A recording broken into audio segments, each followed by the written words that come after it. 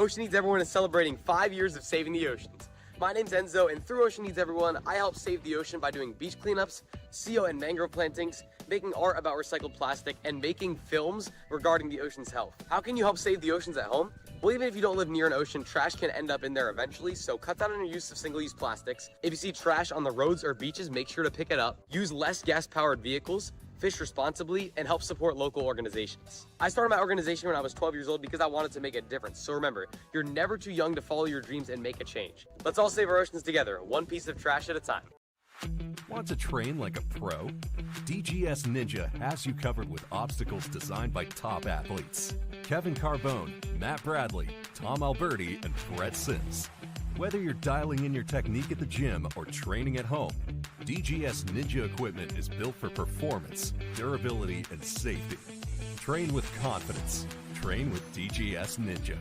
Find obstacles, rigs, mats, and more on dgsninja.com. Has this ever happened to you? Where's my chalk bag? Ooh, I have a solution for that. Slab chalks! You take the chalk ball, put it in the mesh pocket, zip it up, slap, and get your chalk. Slab chalks are made right here in Springdale, Arkansas at Interform, the small batch manufacturing company. We're helping our community and providing local jobs to minorities and women of diverse backgrounds. I'm Joseph Rao, Ninja Warrior, rock climber, and the CEO of Slap Chalks.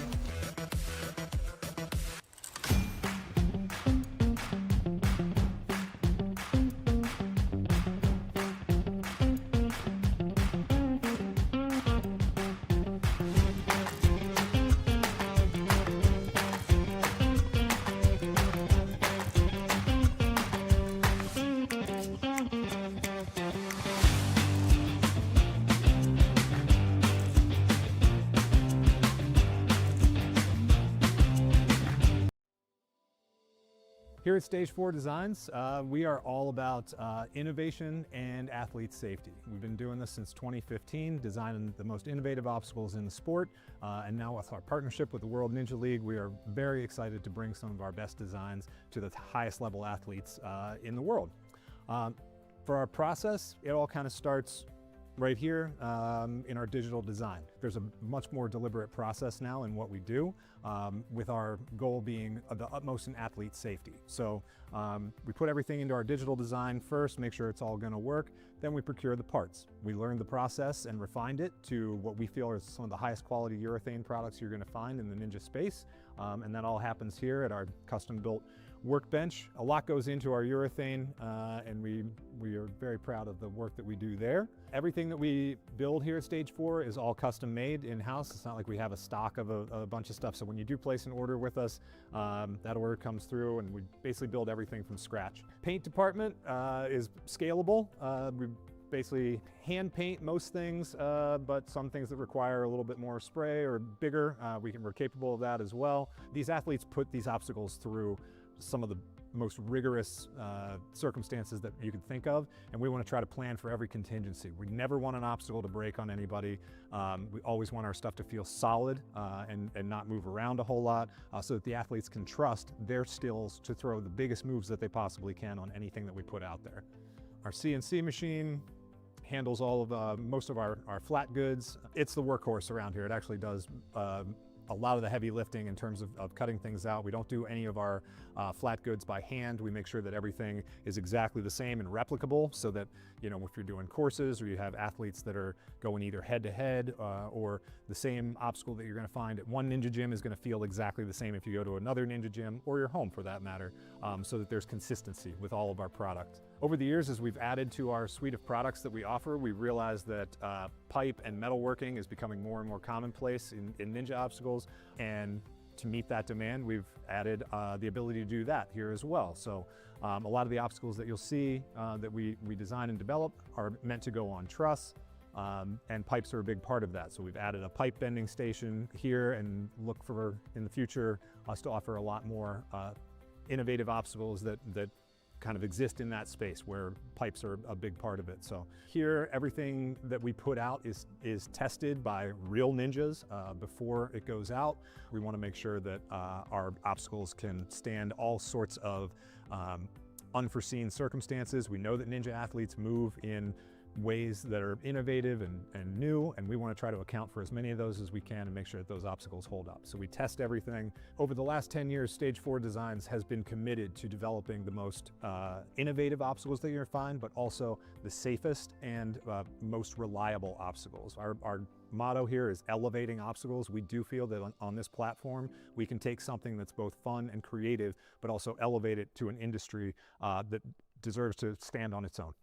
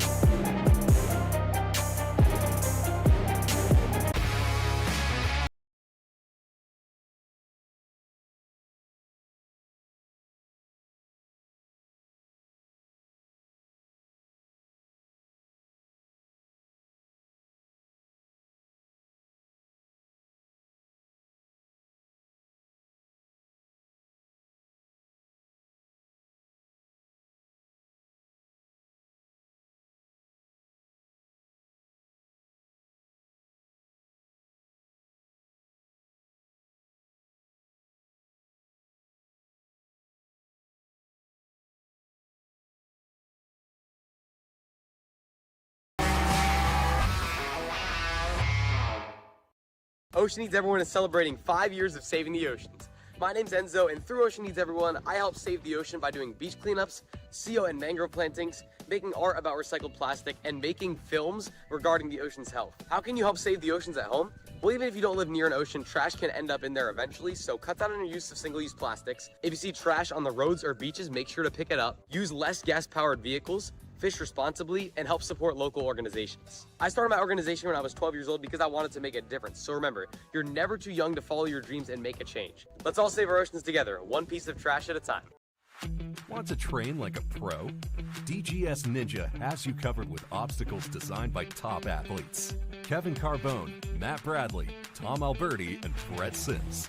Whether you're dialing in your technique at the gym or training at home, DGS Ninja equipment is built for performance, durability, and safety. Train with confidence. Train with DGS Ninja. Find obstacles, rigs, mats, and more on dgsninja.com. Has this ever happened to you? Where's my truck bag? Ooh, I have a solution for that. Slab chalks!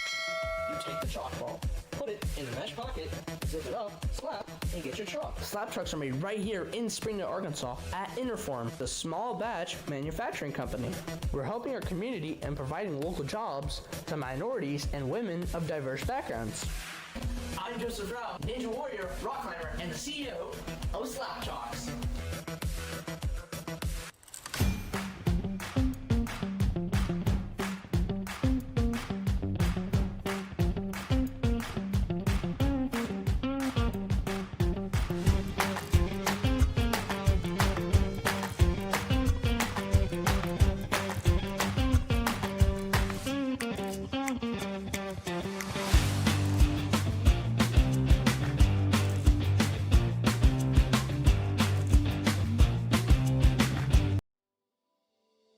Here at Stage 4 Designs, we are all about innovation and athlete safety. We've been doing this since 2015, designing the most innovative obstacles in the sport, and now with our partnership with the World Ninja League, we are very excited to bring some of our best designs to the highest level athletes in the world. For our process, it all kind of starts right here in our digital design. There's a much more deliberate process now in what we do, with our goal being the utmost in athlete safety. So we put everything into our digital design first, make sure it's all gonna work, then we procure the parts. We learned the process and refined it to what we feel are some of the highest quality urethane products you're gonna find in the Ninja space, and that all happens here at our custom-built workbench. A lot goes into our urethane, and we are very proud of the work that we do there. Everything that we build here at Stage 4 is all custom made in-house. It's not like we have a stock of a bunch of stuff. So when you do place an order with us, that order comes through and we basically build everything from scratch. Paint department is scalable. We basically hand paint most things, but some things that require a little bit more spray or bigger, we're capable of that as well. These athletes put these obstacles through some of the most rigorous circumstances that you could think of, and we want to try to plan for every contingency. We never want an obstacle to break on anybody. We always want our stuff to feel solid and not move around a whole lot, so that the athletes can trust their skills to throw the biggest moves that they possibly can on anything that we put out there. Our CNC machine handles all of most of our flat goods. It's the workhorse around here. It actually does a lot of the heavy lifting in terms of cutting things out. We don't do any of our flat goods by hand. We make sure that everything is exactly the same and replicable, so that, you know, if you're doing courses or you have athletes that are going either head to head or the same obstacle that you're going to find at one Ninja gym is going to feel exactly the same if you go to another Ninja gym or your home for that matter, so that there's consistency with all of our product. Over the years, as we've added to our suite of products that we offer, we realized that pipe and metalworking is becoming more and more commonplace in Ninja obstacles, and to meet that demand, we've added the ability to do that here as well. So a lot of the obstacles that you'll see that we design and develop are meant to go on truss, and pipes are a big part of that. So we've added a pipe bending station here, and look for, in the future, us to offer a lot more innovative obstacles that kind of exist in that space where pipes are a big part of it. So here, everything that we put out is tested by real ninjas before it goes out. We want to make sure that our obstacles can stand all sorts of unforeseen circumstances. We know that Ninja athletes move in ways that are innovative and new, and we want to try to account for as many of those as we can and make sure that those obstacles hold up. So we test everything. Over the last 10 years, Stage 4 Designs has been committed to developing the most innovative obstacles that you're going to find, but also the safest and most reliable obstacles. Our motto here is elevating obstacles. We do feel that on this platform, we can take something that's both fun and creative, but also elevate it to an industry that deserves to stand on its own.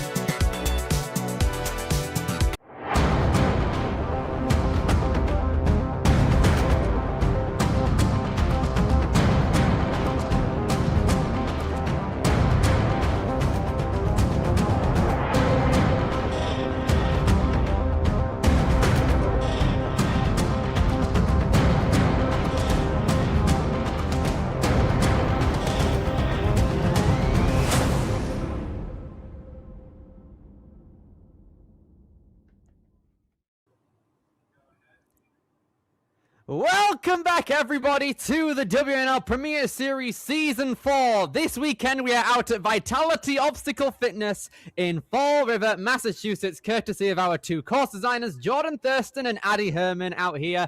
They have been absolutely incredible over the course of their ninja careers, and they are ready to put together their course designing work, ready for our incredibly massive weekend out here at Vitality. I personally have been looking forward to this competition for months. Ever since I saw it on the lineup of Premier Series comps, this has been the one at the top of my list because of the quantity of athletes that we're going to be having. But hello, everyone. My name is Billy Dixon. I am joined alongside Kane Mauldin on the commentary today for the kids division, which is first. Kane, we're here. We're in Vitality. How are we feeling?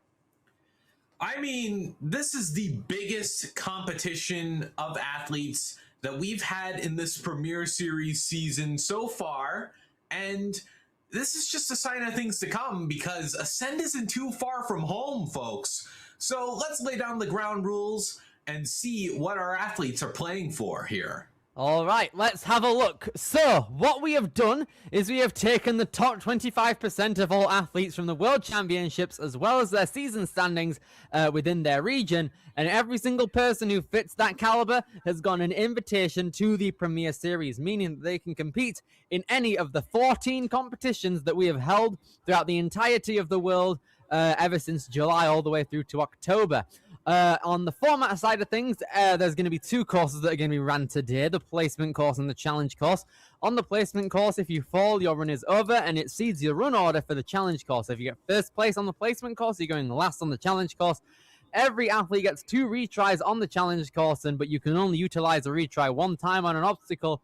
And the top 4 athletes on the challenge course are going to get an invite to the Premier Series finals, which are happening on November 20th through to the 22nd at Ascend Obstacle Training in Marlborough, Massachusetts, in the same state as Vitality, which is the place we're holding the competition at this weekend. We're going to get started with our kids division out here very, very shortly. We have 24 of them, 5 females and 19 males.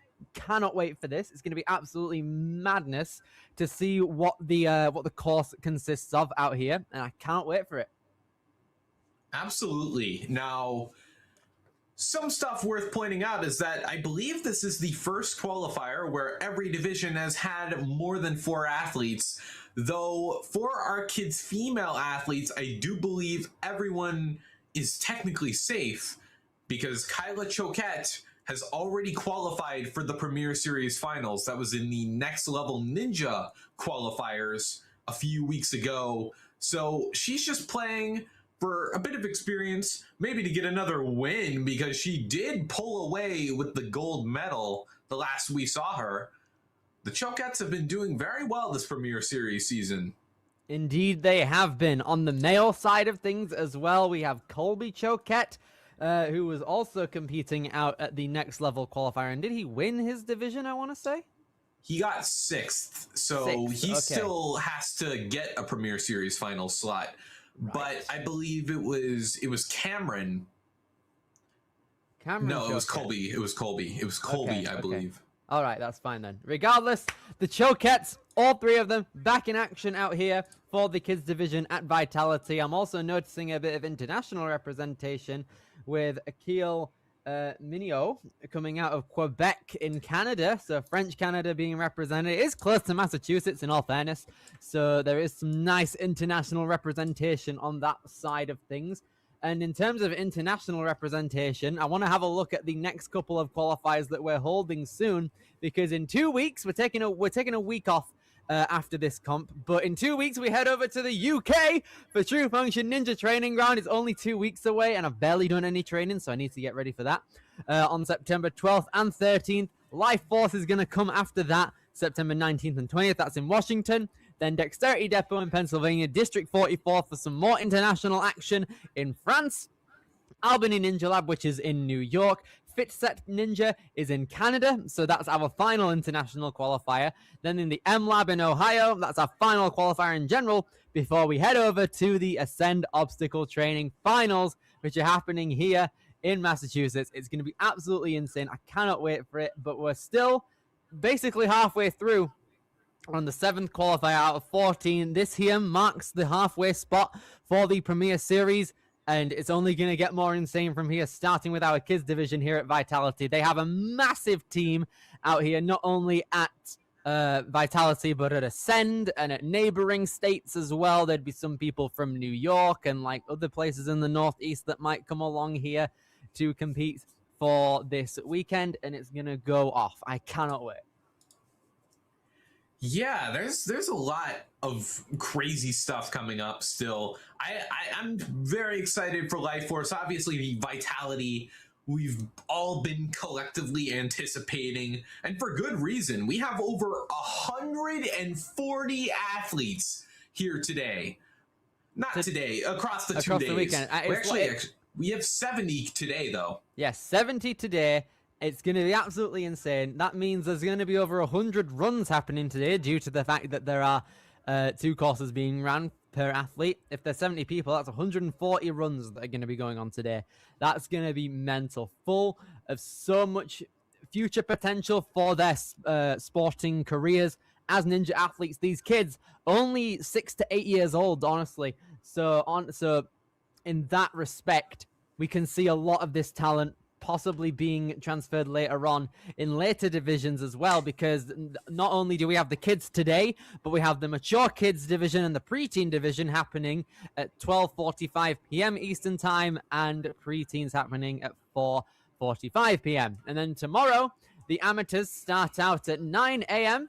Time, because the amateur division, I think, is the biggest one that we have got in general. I want to say it's 38 athletes in that one, so that one's going to go insane. Correct. The teen athletes are going to come along at 1 p.m. tomorrow, and then the elites will start at 5 p.m. tomorrow. But with all that being said, we're getting very close to our demo run where we're going to have our placement course commence, and within that placement course, we have 10 obstacles within it, ready to be looking out for it here, and it looks like our demo run's going to start very shortly.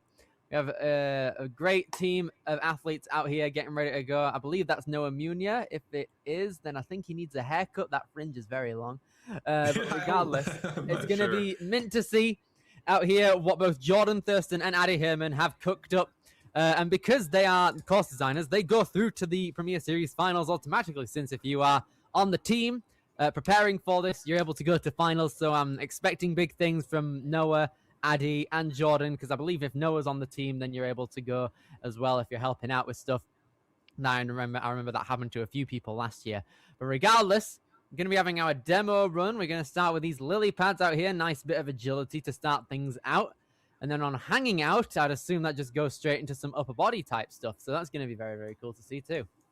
Yeah, the stronghold hangers there with the cliff ledges. But you can obviously use the handlebars because, you know, I don't think cliffs as a second obstacle is too forgiving for our kids here. We'll get into it when we get into it.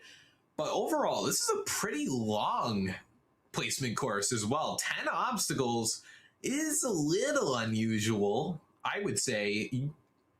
I'd agree, possibly, but I think it comes down to the time limit as well. If we can see the time limit shortly, then I think we'll get a basic understanding of how the flow is going to be on this course and how fast all these athletes are going to have to go if they want to get one of those later seeds on the run order for the challenge course, which is going to be the main course of action on the placement course right now. It's not going to fully affect your results at the end of the competition or whether you'll go to the Premier Series finals at the end of this particular placement course, but it will still get you warmed up, get you in the competition mindset, running a course right before the challenge course that matters to get you through. So let's have a look at what we're going to be dealing with. We have 10 obstacles on our placement course, lily pads hanging out over, web slinger, detour, boing boing with 2 exclamation marks, sonic boom, bump, clocks ticking, and DIY DGS. Okay, cool. It's going to be interesting. Vitality is a very, very inventive gym, I want to say. It's big, spacious. They've held many a good competition out here. One of the pioneers in the Northeast community. A lot of great ninjas train out here from all different ages, and I'm excited to see what they can do for their first ever Premier Series competition. Yeah, that's true. I think the whole Northeast tends to be very expansive and full of life when it comes to Ninja. Obviously, because it is the most populated region in the WNL, as also, you know, along with the New England region as well. But I don't know. I guess we'll see. I think this could also be a case of course, being a little liberal with how its touch points are laid out. But I guess we'll find out. The lily pad's not too bad. Then hanging out, a little bit of underbar potential. Underbar, talk about underbar there. Look at that. Coming along onto a couple more things. Detour, boing, boing. I think that's double trampolines. And then Sonic Boom on the bump here. A ring, a trapeze. Some linking abilities going to be on show. And then clocks ticking is going to be this green TikTok coming along here onto that platform. And then DIY DGS, it looks like, is that throwback coming along to a nice little trapeze, swinging along down to that box, and sprinting to the buzzer. That one is going to be a very exciting finish, especially if the time is tight for the course. But regardless, it's going to be a very fun time to see what these athletes can do. We know what we're up against, and it looks like that we're going to be having our first runner be Kyla Choquette coming along here now, it looks like. Here we go. Was that just... Oh, okay. I was about to say... Oh, okay, that was a test run on NinjaWorks to have the timer go with it. So, yeah, I think we're going to have Kyla. Again, Kyla came away with the win the last we saw her at Next Level Ninja. So what that means is obviously the qualifying slots will be relinquished to those below her on the leaderboard should she pull away with a top 4 position. But that doesn't matter here. The placement course is just here to select her seating, and she goes a little bit to the side, but crosses the front plane. This is a very flowy placement course, so you kind of got to keep moving forward the whole stretch of the way. Indeed you do. So it looks like for Kyla out here, 50 seconds coming along in to our bump. Out here, nice backswing, setting it out perfectly. These kids that train out here in Massachusetts have a lot of skill and get the best training possible for them. But now 40 seconds left. Kyla coming in with a lot of time still, making her way onto this throwback onto DIY DGS. Gonna take a backswing here on that trapeze, then sprint on down to the buzzer. A little stumble, but our first buzzer of the Vitality competition belongs to our first kids female runner in Kyla Choquette. Lovely stuff there. Yeah, as our first run in such a loaded competition, she had a tough act to set for those to come. But Kyla, outside of a few platforms malfunctioning on her, was all in all a very, very smooth run. Whitney Fredericks coming along through. This NinjaWorks profile is very, very perplexing. It says she's 28'7" and 29 feet in wingspan and 11 pounds. That's an interesting strength to weight ratio. Regardless, Whitney Fredericks comes along through age 8, coming out of Simsbury, Connecticut. She is 9 years old. In 4th grade, been doing Ninja for 2 years, coming along through, already has a lot of great experience in her sights out here, coming along into Boing with 55 seconds on Sonic Boom into the next obstacle, which is Bump. Yeah, Whitney, good laches here. We knew that she was going to be someone to look out for. She did place 2nd in the discipline circuit at the World Championships. Overall, one of the best talents that we've seen in the kids division. But Whitney, a few more obstacles left. I don't think it'll be enough to get to Kyla's time unless we see a link out here.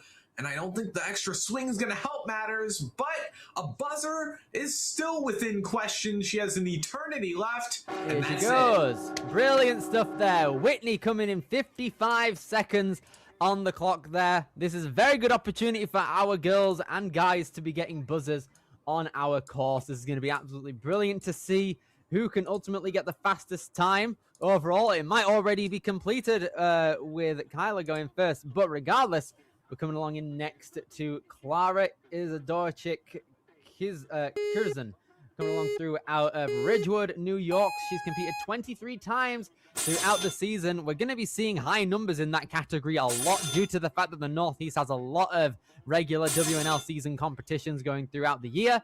But regardless, Clara, a bit of a stumble on that map, but she's making her way through. Yeah, not going to be a problem. Just an obstacle to mitigate the time. And now Clara around the bend as well. Great lower body agility. but this upper body is going to be put to the test here. Some good links out at the very least, especially on that dismount. But the TikTok, very alien, unless you know what you're doing, which Clara very much does. And now one more obstacle, Billy. This is going to be Ooh, careful, no! Just wasn't able to get the Lachey off of that throwback, and it threw her back onto the mat below. Let's have a look at that again. Tries to go off, but her backhand, it looks like she was trying to set up a link, but the right hand was still hanging on to that bar. Sadly, she's going to be down and out there, lower down on the leaderboard, sadly. Yeah, that's what happens. Sometimes your hand remains on that handle like super glue, but Kinley Banks, our, what, 4th competitor up? Let's see what she's made of. Represents Strive, another gym up there in the Northeast region. Love to see all the gym representation here. She's on fire through the first few obstacles. Very solid. 55 seconds coming along, and Kinley has the fastest time up to this point. Coming along into bump now. She's going to try and get through to the best of her abilities, gets along through onto that box, straight into the TikTok, trying to save as much time as possible. But now we're going to see her come along through onto this throwback, has caused a bit of trouble. Let's see how she can fare. But yeah, Kinley building it up. She's looked strong so far, but you can't overlook any one obstacle. Kinley, though, eyeing up that dismount, and that will do it. 22 seconds left on the clock. Puts Brilliant. her in the middle of the pack. Incredible stuff out there. I'm liking the consistency we're seeing. Everyone's getting to the final half of this course in very, very good time. I want to see this kind of trend continue as we're going through. A Strive representative hitting the buzzer, always a solid time, as we now come along into another Strive representative in Scarlett Burke, coming out of Franklin, Massachusetts. Here she goes. She's competed 31 times throughout the season here. Let's see if all that experience this year can pay off in Premier Series. Yeah, that's a crazy amount of experience. Just a testament to how committed she is to the sport. And also kudos to the parents for really helping her follow that dream as she follows that path to the buzzer. Scarlett through the trampolines. That obstacle looks so fun. I agree. A lot of these obstacles look fun, to be honest. And Scarlett's making them look absolutely effortless out here, making it look so easy. 45 seconds as she comes along into the TikTok now. I've had arguments with Joe Morovsky in the past about whether the TikTok is a good obstacle, but regardless, Scarlett is through, and 35 seconds left coming along through onto it, trying to build up a bit more swing here. Scarlett, 30 seconds left, immediately goes into that trapeze with a massive backswing. Scarlett Burke coming along through in second place, 49.33. Yeah, she was honestly neck and neck with the top time there.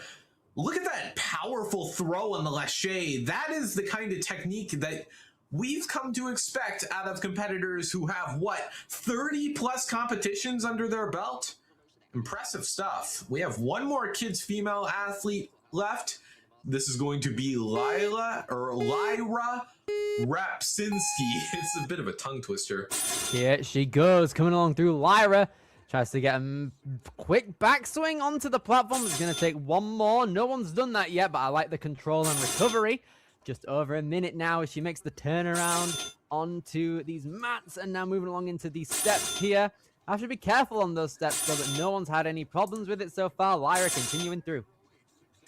Yeah, but now the first real upper body test on the course in quite some time. 45 seconds though. She's making good time. You know, when something doesn't go your way, it's very, very important to make an adjustment on the fly.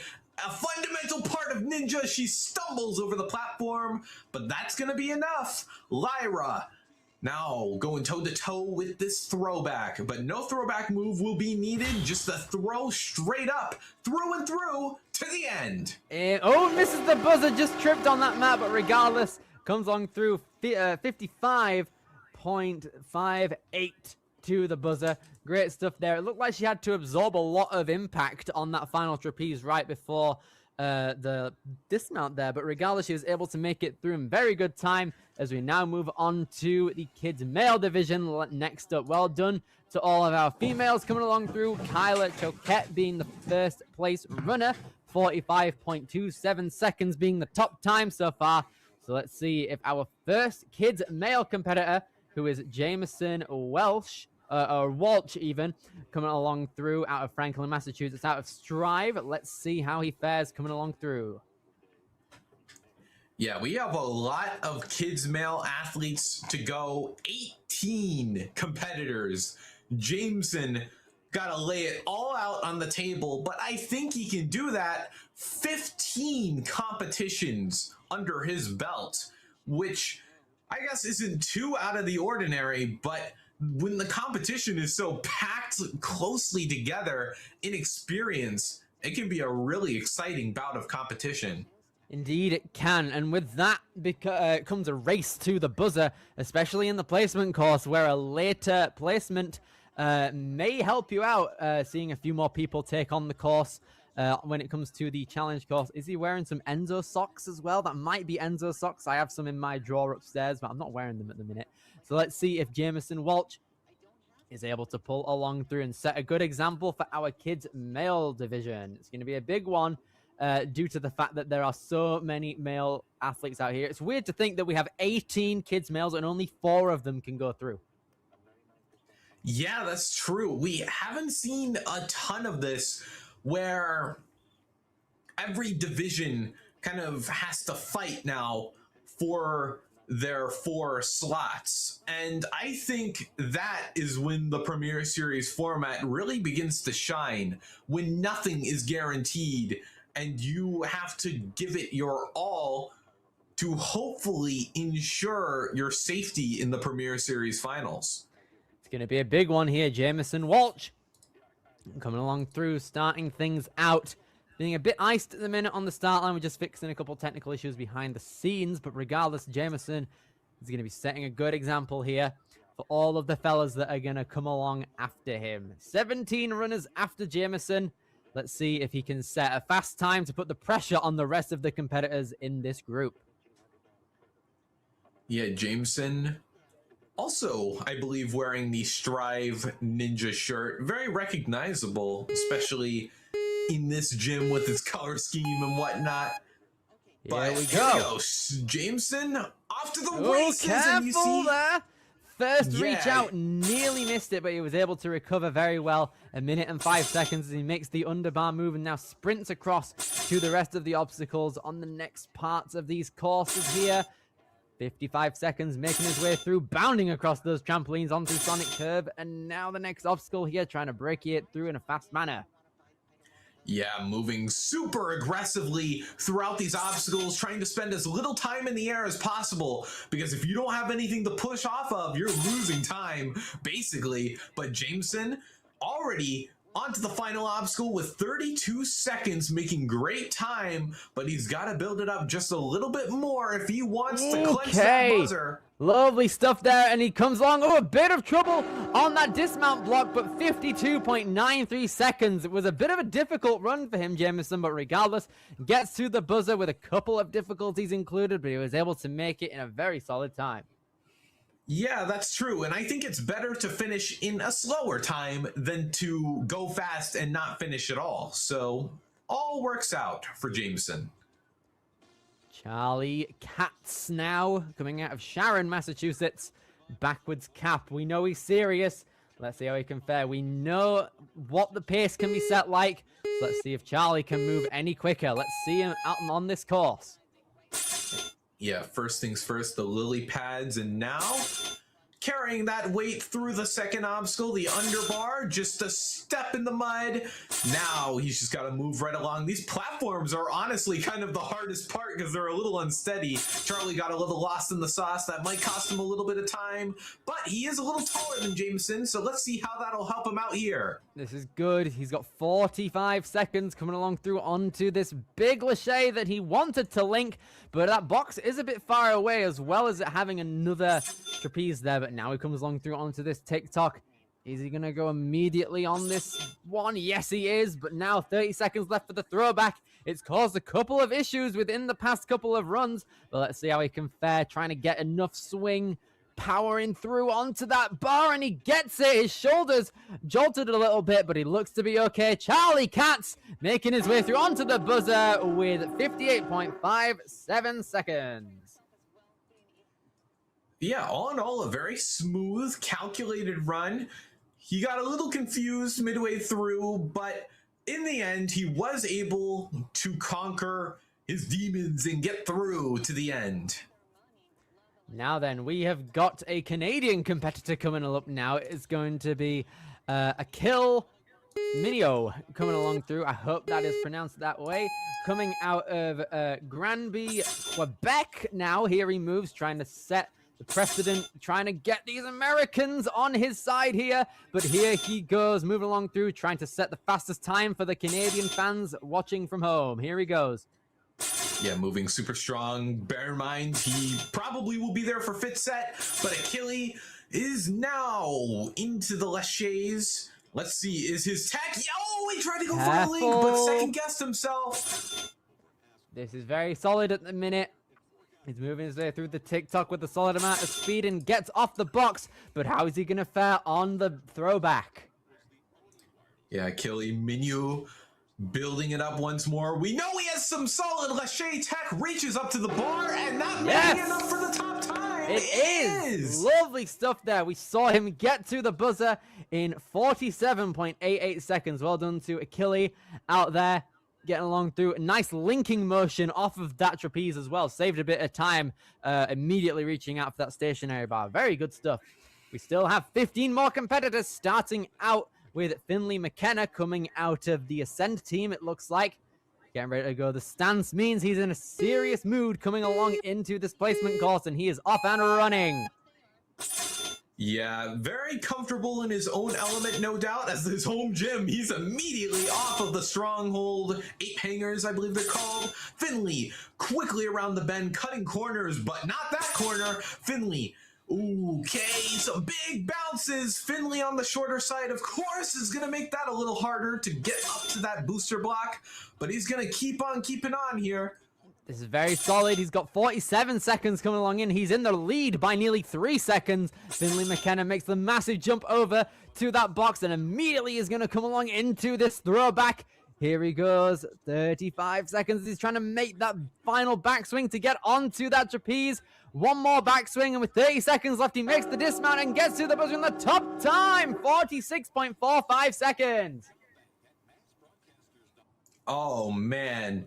Well, we knew he was going to be something great when we saw the Ascend team. You know, the Ascend really picks up on some great talent. And we saw that on full display in that run. Some links. Whatever, man. Get out of here. That may be one of the guys to look out for going forward into the challenge course. He may be one of our last guys to run, but Thomas Lapino is up next. He loves his ninja and he loves his soccer. Soccer is a very lower body sport, so I wonder how that'll help him out here. Oh, he's going a little in the wrong direction. Thomas, this is a very confusing placement course. Yeah, we've seen a lot of kids go the different ways than what's intended. It is a bit of a maze in a sense, going back and forth throughout. Oh, wow! Oh, Thomas taking a tumble, but he gets right back up. So he's okay. Have a look at that again quickly. Tries to move along through, but he just got his foot trapped on the underside of the outer padding, and that sadly made him trip up on that trampoline, so he might be one of the earliest runners coming along through on the challenge course later on. Hopefully that doesn't get into the mind of our next competitor, which is Garrett Ivone, coming along through out of Georgetown, Massachusetts. He's ready to go, age 7 for the season. I'm loving the Pikachu chalk bag as well that the coach is holding. And here goes Garrett. Yeah, Garrett doesn't carry a lot of forward momentum into that first hanger, so a few extra swings will be necessitated, but he does stick the landing, and he's going to carry on through. A strong effort to start out. Oh, and an enormous jump. Garrett, one of our shorter athletes, had to do a massive Michael Jordan jump, which we also see there on the trampolines. Very solid out here. You can see him moving through the course. A bit of a difficult move there, though, for him. Didn't have enough momentum on the first one, but he's got some powerful momentum coming along through onto that second trapeze that he's going to have to build up a second time. 30 seconds now. As he gets to that final bar, just needs to dismount, and then he'll be onto the TikTok. Not the fastest run, but he just wants to get to the buzzer, and he's going to try and do that to the best of his abilities. Garrett, here he goes, jumps off the TikTok and barely survives there, but now he's got 15 seconds for the throwback. Oh, by the skin of his teeth. It scared me on the TikTok, but Garrett gotta go again. This is where his height and his power puts to the test. He gets it by Here we go. It's really close. Clears. Oh, look at that, ladies and gentlemen. A minute 12 to the buzzer. I need to see that final part of the run again. You could see him moving very preciously throughout that run, but on the throwback, he propelled. It looked like he wanted to take another backswing, which would have been optimal. But if he did that, he would have run out of time. So that was a very clutch moment from our boy Garrett out there. But now Chase Crompton, 4'3", 4'1" in wingspan. Let's see how he can fare trying to get the fastest time on this placement course. Yeah, Chase needs to take an extra backswing, but that does set him in the right direction. From here, Chase under bar, so far so good, but Chase chasing that top time from Finley McKenna. It's gonna be tough, a hard-fought journey. The trampolines right in the middle, perfect to stick the distance, the Goldilocks zone, so to speak. But Chase, some laches, a fundamental ninja skill, but the separator between many of our competitors, those backswings, can take off precious seconds. I like the fact that he propelled the no! I was gonna say I like the fact he propelled the TikTok with 1 foot to try and get a bit more momentum to go off early, but it wasn't enough momentum, Sally, to just step onto that platform. Wanted to take another backswing to be safe, but it looked like he jumped just a little too early to get onto that, and that's his run over. But now 11 more competitors, starting out with Nicholas Gaber coming along through here. He's training both jiu-jitsu and ninja, so he's got a lot of precision within his body, ready to showcase on our placement course, and he's off with 1 minute and 15 seconds. Yeah, he does have a preference for the flow course. That is his favorite course type. And wait a minute. There he goes, recovers it. You could see he had a bit of a what? Oh, the grip just gave out. I think what happened there was he got hung up first time around, which already put him in a difficult position. And because he wanted to go with one hand, it's on some straps, which made it tilt a bit. So that sadly is going to probably put Nicholas at the top of the run order for the challenge course once we get there. But now it's time for Cameron Choquette out of Mansfield, Massachusetts to come along through next up. He knows what he has to do, and here he goes. Yeah, is experienced in the Premier Series foray. However, he placed 6th at the next level qualifier. This is his day of reckoning to get his redemption that he also deserves. Cameron, ooh, I like how fast he's running, sprinting through. That's what you need to do if you want to be close to the top. You can see him moving along through, crashes onto that box, but here goes Cameron, one of the faster paces that we've seen throughout the kid male division today. Gonna take a quick backswing, tucking in to try and conserve some time, linking out, going straight onto that TikTok, immediately trying to get a backswing with enough momentum, and it sadly goes down there too. Is he fine? He's got it, he's got okay, it, he's got it. There we go, 30 seconds left now. Cameron, a close shave on the TikTok, but building it up once more for this dismount. We know we can make a good shave, but the fingers can't hold. Look at that again. I want to see that final turnaround point there. He immediately gets off of these trapezes now, as we see, and then went off the TikTok with a close call, but it just seemed like he got too short of a swing and wasn't able to hold on to the trapezes he desires. But now, coming out of Danbury, Connecticut, it is Jackson Ascone coming along through. Yeah, I wonder if there's any relation to the Alex Ascone, or if that's just the same last name. Here Could it be goes. either or. It looks like he's coming out of Ninja Mania, I believe that shirt is. And yes, it is. Oh, careful. Needs to come along through next up on these underbars. They train a lot of speed out of Ninja Mania. They have a big head-to-head rig that they train on. And no, just slipped off it. It looks like you have to run up the wall in order to get onto that box. And sadly, Jackson wasn't able to get onto it. He slipped off, sadly. Yeah, you could see he was leaning a little bit to the left when he took that stride that was going to make him jump to the mat. And with him leaning too far, His foot slid right off the wall. We'll see if he can put up a better effort in the challenge course. He does have an opportunity. But Carter Marino, I believe we're just about around the middle point of the kids male division, and still Finley stands atop. Good thing the front plane is there. Sheesh. Got onto it with 1 foot. I was going to say, that's one of the fastest transitions we've seen out of those 2 obstacles.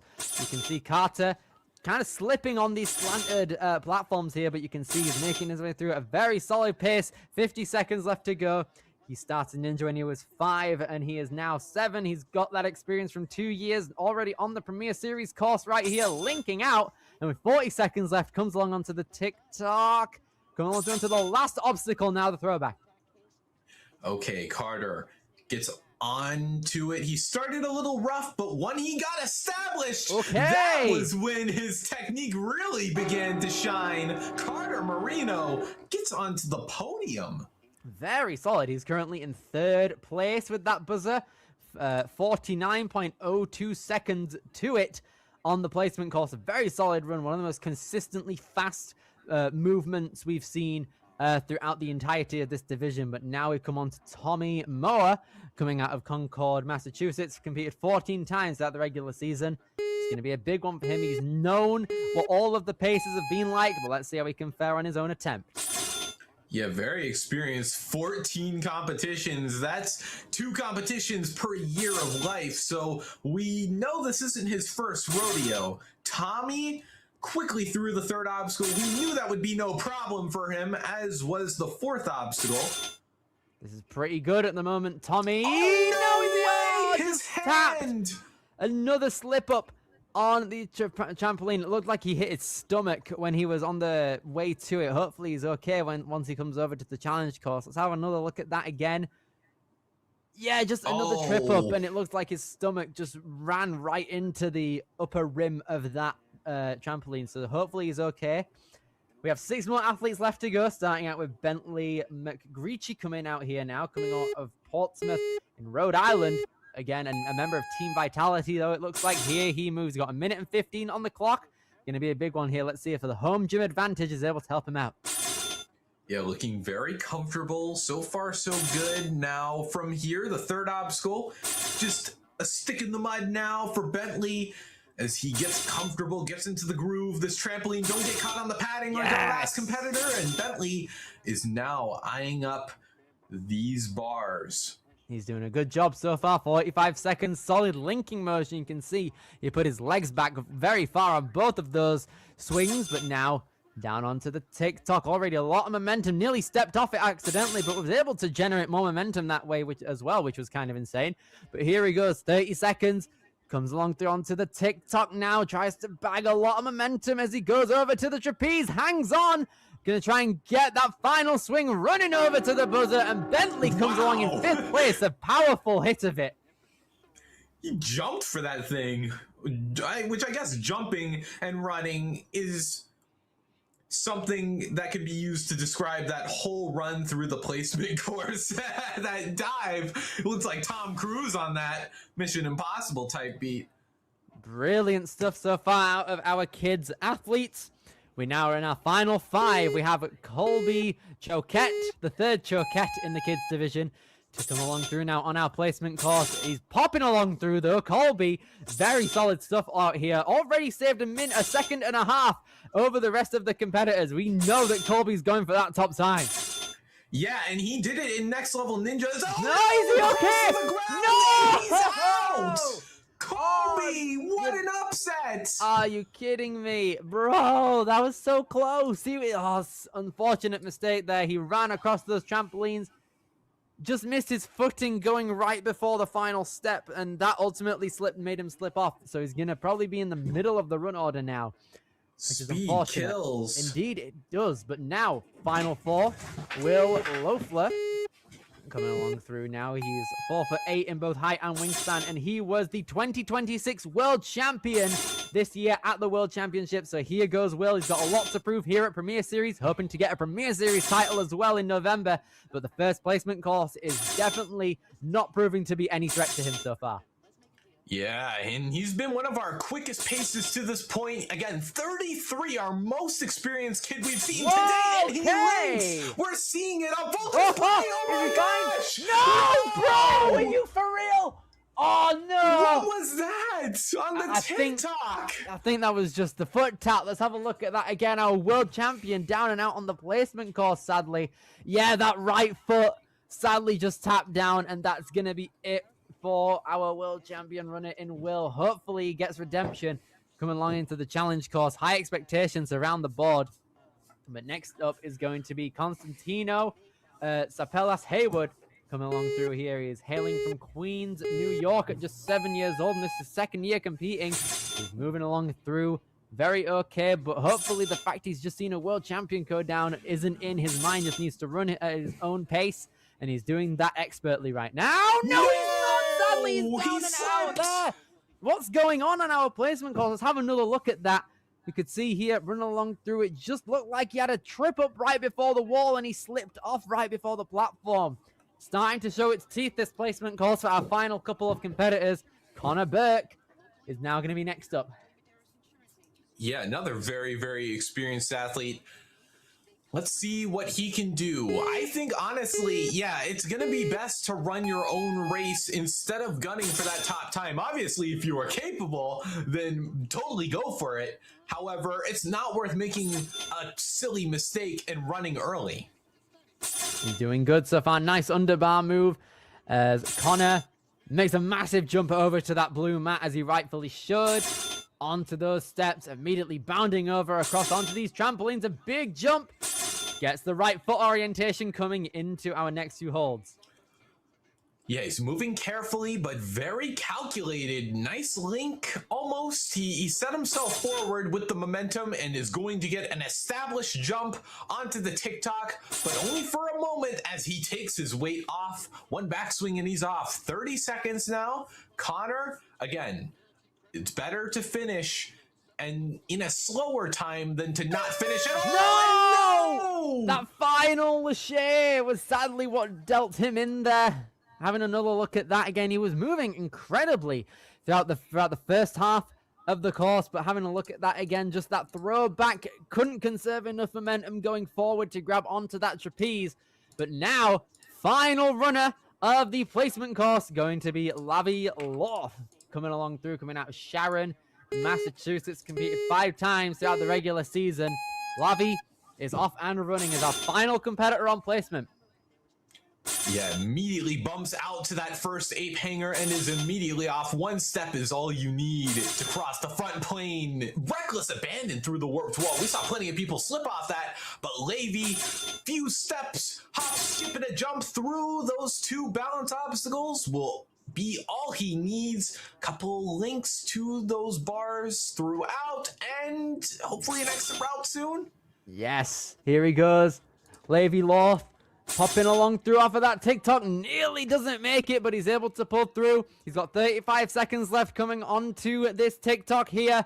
Pushes along through, immediately gets a massive sense of backswing there onto the buzzer, and that's going to be second place at 9 milliseconds behind Finley McKenna in first place. That was nearly the winning time to end it all out, but still incredible.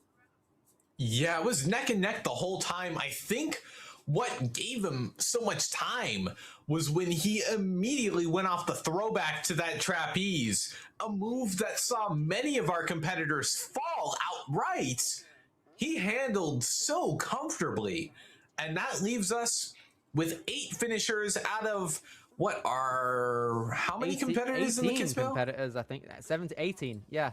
Yeah, 18. And then let's look at the kids' female division. We saw a lot of success there as well. All but one finished the placement course. So, yeah, what an insane placement course. One I didn't think would be too much of a roadblock for many of our athletes. Proved to be a bit of a deceptive challenge. I'm in full agreement of that. We saw the females go first with Kyla Choquette getting first place. She's going to be running last on the challenge course for the females, but Clara in last place, who sadly wasn't able to get the full clear, is going to be running first on the challenge course. So she won't have the advantage of looking at other competitors go before her. So we're going to have to see if she's able to pull on through and deliver. But Kane, that placement course was mental. What are we thinking going into challenge next up? Yeah, there was a lot of weird, funny business in the placement course, a lot of silly mistakes, and I hope to see that cleaned up in the challenge course. There are a lot of people who I've seen that are more than capable of stomping this out and getting to the very end of a challenge course, which is easier said than done. So hopefully competitors can think it through, use whatever cards have been dealt to them, and hopefully see it through to hopefully get one of those slots. Indeed, so it's going to be a battle for both of the females and the male division. We're going to be taking a quick break for about 10 minutes. We will see you guys later for the challenge course at Vitality.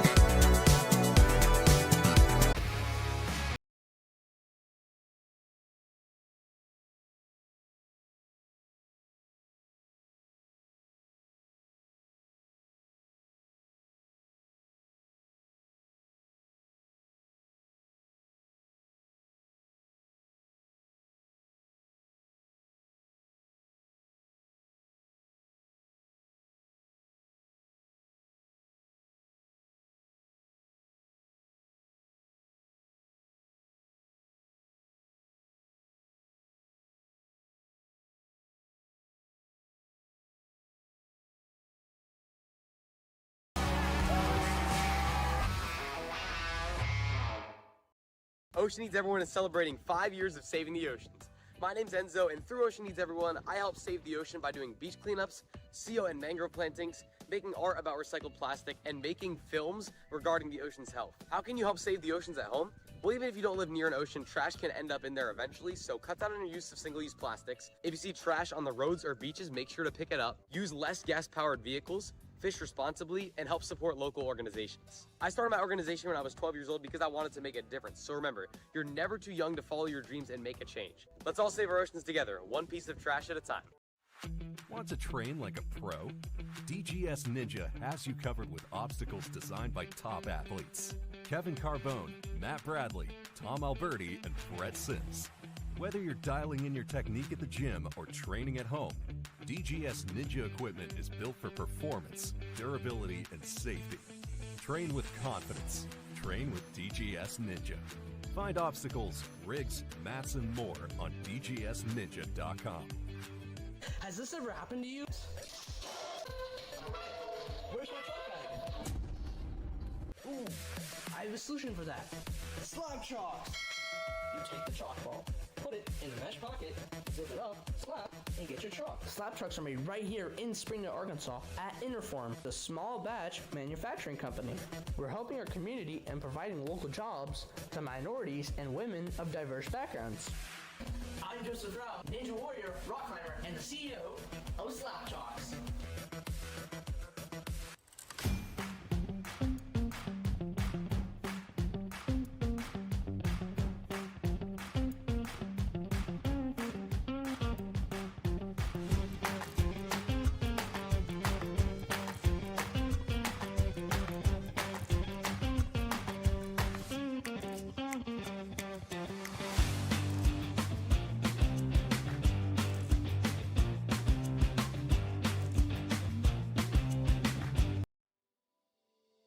Here at Stage 4 Designs, we are all about innovation and athlete safety. We've been doing this since 2015, designing the most innovative obstacles in the sport, and now with our partnership with the World Ninja League, we are very excited to bring some of our best designs to the highest level athletes in the world.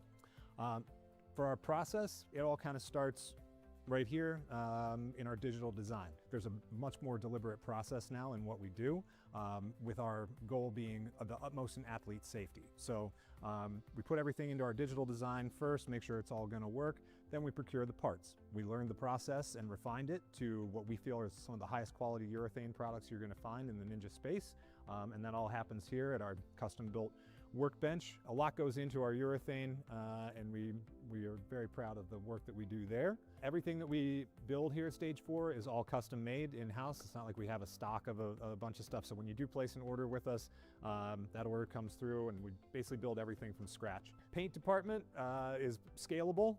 We basically hand paint most things, but some things that require a little bit more spray or bigger, we're capable of that as well. These athletes put these obstacles through some of the most rigorous circumstances that you can think of, and we want to try to plan for every contingency. We never want an obstacle to break on anybody. We always want our stuff to feel solid and not move around a whole lot, so that the athletes can trust their skills to throw the biggest moves that they possibly can on anything that we put out there. Our CNC machine handles all of most of our flat goods. It's the workhorse around here. It actually does a lot of the heavy lifting in terms of cutting things out. We don't do any of our flat goods by hand. We make sure that everything is exactly the same and replicable, so that, you know, if you're doing courses or you have athletes that are going either head to head or the same obstacle that you're going to find at one Ninja gym is going to feel exactly the same if you go to another Ninja gym or your home for that matter, so that there's consistency with all of our product. Over the years, as we've added to our suite of products that we offer, we realized that pipe and metalworking is becoming more and more commonplace in Ninja obstacles, and to meet that demand, we've added the ability to do that here as well. So a lot of the obstacles that you'll see that we design and develop are meant to go on truss, and pipes are a big part of that. So we've added a pipe bending station here, and look for, in the future, us to offer a lot more innovative obstacles that kind of exist in that space where pipes are a big part of it. So here, everything that we put out is tested by real ninjas before it goes out. We want to make sure that our obstacles can stand all sorts of unforeseen circumstances. We know that Ninja athletes move in ways that are innovative and new, and we want to try to account for as many of those as we can and make sure that those obstacles hold up. So we test everything. Over the last 10 years, Stage 4 Designs has been committed to developing the most innovative obstacles that you're going to find, but also the safest and most reliable obstacles. Our motto here is elevating obstacles. We do feel that on this platform, we can take something that's both fun and creative, but also elevate it to an industry that deserves to stand on its own.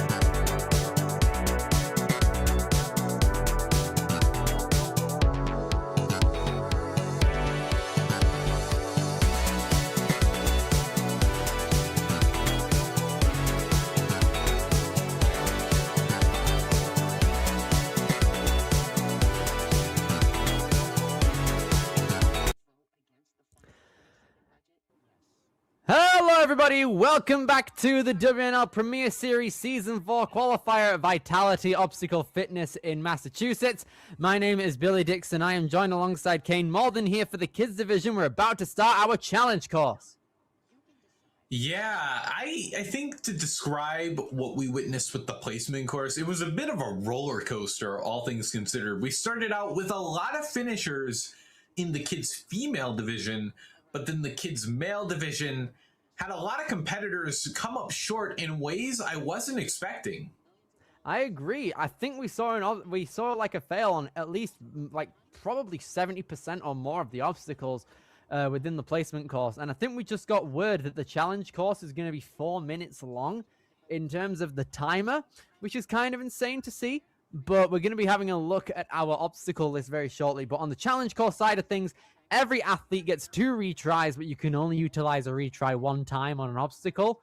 And ultimately, it determines who is going to qualify for the Premier Series finals by getting the top 4 spot. By getting one of the top 4 spots in your division, you will be going to the Premier Series finals. And for our athletes competing here at Vitality, it's in Massachusetts, which is the same state as where Ascend is, which is going to be our Premier Series finals location. So it's safe to say that I'm probably going to say that all of the people that qualify from Vitality are going to the Ascend finals. We have 11 obstacles on this challenge course, 4 minutes on the time limit. We've got Rounding First, Giddy Up, Twist and Shout, Venom, Chicken Little, Rodeo Whip, Wham, Heath Ledger, Christian Don't Bail, Ice Hopper, and Kaleidoscope of Doom. There are a lot of movie and music. There are a lot of movie and music references in that. Giddy Up is probably just any cowboy film. Twist and Shout is the Beatles. Venom is an Eminem song. Chicken Little movie. An Eminem song? No. Venom? Well, yes, but no. Don't diss Eminem. What are you talking about? That's not a good song. I like it. It's an okay movie, though. I like it. All right, let me like what I like. Chicken right? Little? Chicken Little's a banger. I don't care what anyone says. One of my favorite movies of all time that Disney made. Rodeo Whip, probably going to be some rope tech in there. Wham, it's nearly Christmas, so Last Christmas will come on soon. It's not even nearly Christmas. I saw Christmas decorations on sale when I was in a pound shop on holiday last week, and it were a bit insane to see that. Heath Ledger, duh. Christian Don't Bail. No idea what that could be. Christian Bale? Well, oh yeah. B-A-L-E is how it's actually spelled, but right, fair enough. But I'm trying to think what the obstacle would be on that one. Ice Hopper. Bro, I think some of these are just what they are. Yeah, Kaleidoscope of Doom, though. I mean, Kaleidoscope obstacle, yeah.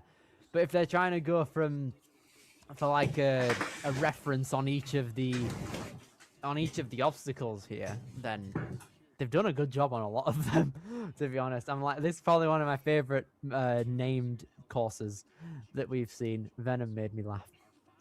Yeah, it's got some character. Which is good to see from a challenge course, where I think the challenge course in Premier Series qualifiers is kind of the biggest assessment of a gym's character, of its whimsy, of its flow, you know? Yeah, I think that's definitely something to look out for. But we can see all of our kids training on the placement course from earlier.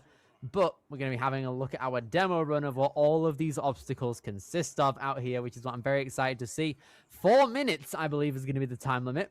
That's where the buzzer is. So this is probably going to be the end of the Kaleidoscope obstacle, which is kind of scary to look at. But at the same time, I cannot wait for it. This is going to be the start of our course. So this is going to be Rounding First. Starting along out on that little log. And then Giddy Up is going to be next up. Horseshoes! Ah! Horseshoes with talons. Right, I like it. Moving along through massive swings down there onto that third horseshoe going down. And then Twist and Shout. I like it out here. Some crooked trapezes. I've never seen that before, honestly. Venom is going to be next up. Coming along. Interesting. Oh, boot scoot. It's been a while since we've seen a boot scoot. Fair enough. I like it. And then we move along on to Chicken Little. Okay, nice little hook there. Lovely stuff. And then onto rodeo whip. Oh, that might have been rodeo whip that just went. And then we move along through onto that platform.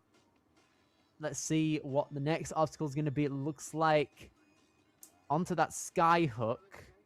Move along through onto a small ball. A small cannonball. Going to take a little bit of I think I can see the kaleidoscope in the distance. But some rings are going to be in play. A little sky hook type B, like it. Moving along on to our next obstacle. Going to chalk up. I've lost count of the obstacles, if I'm going to be honest. This is going to be Heath Ledger. Good thing it's oh, not yeah, Jared Leto. ledge. Oh, mate. I'm done, me. Ledges. Right, okay. Makes sense. Yeah, the best Joker. Brilliant. Oh, okay, fair enough. Coming along onto some more talons, it looks like, on these little hooks out here. We did have DIY DGS on the placement course. I'm liking the talons being utilized here. They're basically like harder canes in a sense because there's not much of a hook over it. Then we go off of the... Oh, Ice Hopper might be next then, seemingly. Oh, yeah, because Flying Bar out here. Oh, like yeah. I think we're getting it a little twisted. We got ice picks and... Yeah, whatever. that's what I thought. So this is a pipe slider, it looks like, going along down. Love it. And then move on to the final obstacle, which is the Kaleidoscope of Doom. Here we go with it. So at this point of the course, you are going to be very, very tired. So your forearms are going to be absolutely screaming at you for a final upper body obstacle, Kaleidoscope. And coming along in, we've seen it on the show at Barbados Ninja Throwdown a bunch of times. So we're going to be seeing how our kids are going to be able to... There's a VL on it? What? How do you have to do a VL? A vertical limit featured on a kids challenge course? That's kind of brutal. Yeah, I don't think that's necessary, though. We saw the demo competitor, for instance, kind of just use it with one hand, sort of. Yeah, true. I don't think it'll be necessitated, though. I don't think it'll be a problem. That's still a bit insane, though. That kaleidoscope. Very pumpy, though. As it is, I think it's already a bit difficult, to say the least. But here are the female runners that are going to be running our challenge course that we have just seen. Starting out with Clara Izadorchik Krazan out here, coming out of Ridgewood, New York. Sadly, was the only non-finisher on the placement course. Got close to it, though, falling on the final jump on the throwback. But sadly, going to be our first runner out here due to the fact she wasn't able to get that buzzer. So we're going to see her hopefully set the precedent for what's to come for the entirety of our kids division. Yeah, kind of daunting being the first person on this challenge course as well. It looks downright sadistic for the foolhardy only, but Clara, I think, is up to the task. I'm hoping so too. Clara, ready to go. A long way to go, though. 23 athletes after her going to be taking this on, so she's got a big responsibility, showing all the athletes what they're going to be up against. Starting on the start line right here, almost ready to go. Time to get ready. Noah Munia setting up the timer, ready for Clara to take things on, and she is off with 4 minutes on the clock. Yeah, this first obstacle, a little bit of balance to start us out, but the lower body will not be in play for much longer. Those lobster claws, Clara's got good hold of them and will glide down to safety. Okay. That was a bit intense. Shaky. Bit intense there, but now she's coming along through onto these crooked trapezes, which consists on the obstacle, which is Twist and Shout. Coming along into Venom now, which is our boot scoot. Got to reach up. Ooh, that's something. Maybe for our kids, they might have to jump up to the ring due to the fact that they're not as tall as some of the other divisions. But with 3 minutes 20, she's moving along through onto Chicken Little, onto that skateboard. Was there a skateboard in Chicken Little, or am I blanking out? I don't know. I just remember the part where the sky was falling. The sky isn't falling on this gym, though. Yeah, true. Here she goes, the rodeo whip. I can see the rodeo up at the end, but it looks like our kids are just going to have to jump over to that little skyhook peg and swiftly move along through onto our wham obstacle next up. So she's going to be moving along through onto this rope. Second time around, though.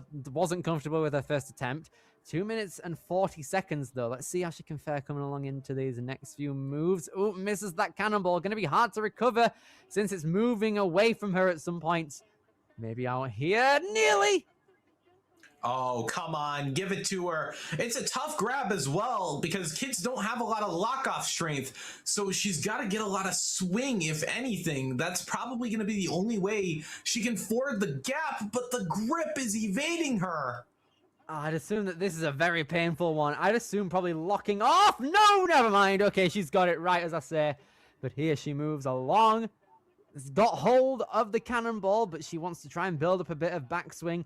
Her arms must be killing at this point. It looks like she's unlocked where the skyhook's supposed to go. It's not a lot of room, but if she dismounts accordingly, she should be okay with it. Keeps it on that peg. Careful that it doesn't fall off. But here she goes. 1 minute 45. A lot of time has been spent on Wham here, so can she get it dismount-wise? Yes! Oh, thank goodness. I was really worried for her there, but wham bam, thank you ma'am. On to, what is this, Heath Ledger? Heath Ledger coming along through on these ledges.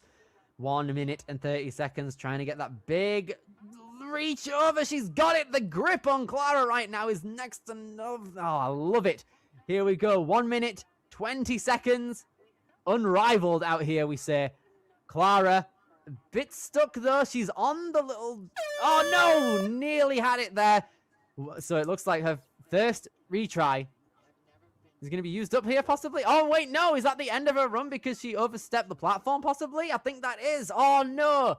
I didn't even realize that. So sadly, that's going to be Clara down and out on the Heath Ledger there. So that is sadly going to be it for her because she overstepped the platform going off of Wham.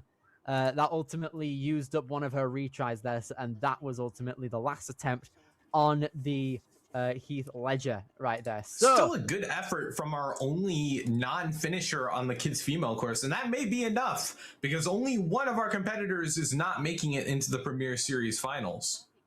Very, very true. It's going to be a tough one to see who's ultimately going to get the top spot, though. Whitney Fredericks. Here she goes, age 8, coming out of Simsbury, Connecticut. This was her first year competing in the WNL. She finished 2nd at Worlds for Speed, 6th in Strongest Ninja, and 12th for World Champion. So she's definitely up there within the ranks, representing the grit. She loves WNL and all the different formats, particularly head-to-head, because it pushes her to be faster. And your time to the later obstacles do count if you want to try and play around with where you are on the leaderboard. So that speed is definitely going to help her out. She's definitely looking forward to this course. She loves all the friends she's made, seeing her friends be able to cheer them on. Such a great thing for her. And of course, she wants to give a shout out to all the coaches who've supported her, such as Josiah, Jason, Henry, Gavin, Jared, and Jordan. But here goes Whitney, nearly halfway through the course as she comes on to Chicken Little. Yeah, but the balance, this is going to be a very, very uncomfortable segment here because the skateboard, you know, you can never really let up on it. However, you can put your hands down on that block, so that makes it a little more comfortable. And Whitney gonna carry on. Where are we now? Rodeo whip. Let's see. Ride the bull here to the beat of the drum. Whitney still a little bit behind Clara's time, which I don't know. I think it can be made up here depending on how she attacks Wham. I like the idea of her pinching the rope there, so she's not completely relying on just her upper body when she knows she might be hanging for quite a while. If she doesn't get this cannonball grab first time around, she's trying to build up momentum to get to it, which she does first time. Lovely. 2 minutes now. 10 seconds. Reaches out to get that hook onto the other side and gets it. Just over 2 minutes as she prepares to backswing over to the platform. We've seen Clara overshoot this. So let's see if Whitney's able to get it first time around, and she's got it. It's lovely stuff there, but now it's time for us to move on to Heath Ledger. Yeah, what a surgical performance so far, especially on Wham. But this obstacle, even though it's named after someone who's played the Joker, doesn't play around.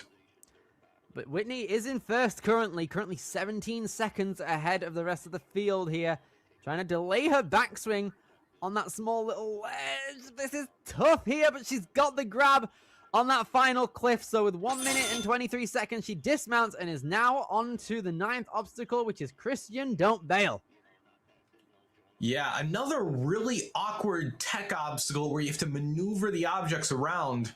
However, if there's maybe any sort of silver lining with these talons, our competitors do weigh less and are shorter, so maybe they will be a little more forgiving on our smaller athletes. Possible that they might be, but talons regardless. We've seen them before in the Premier Series this year. They are difficult.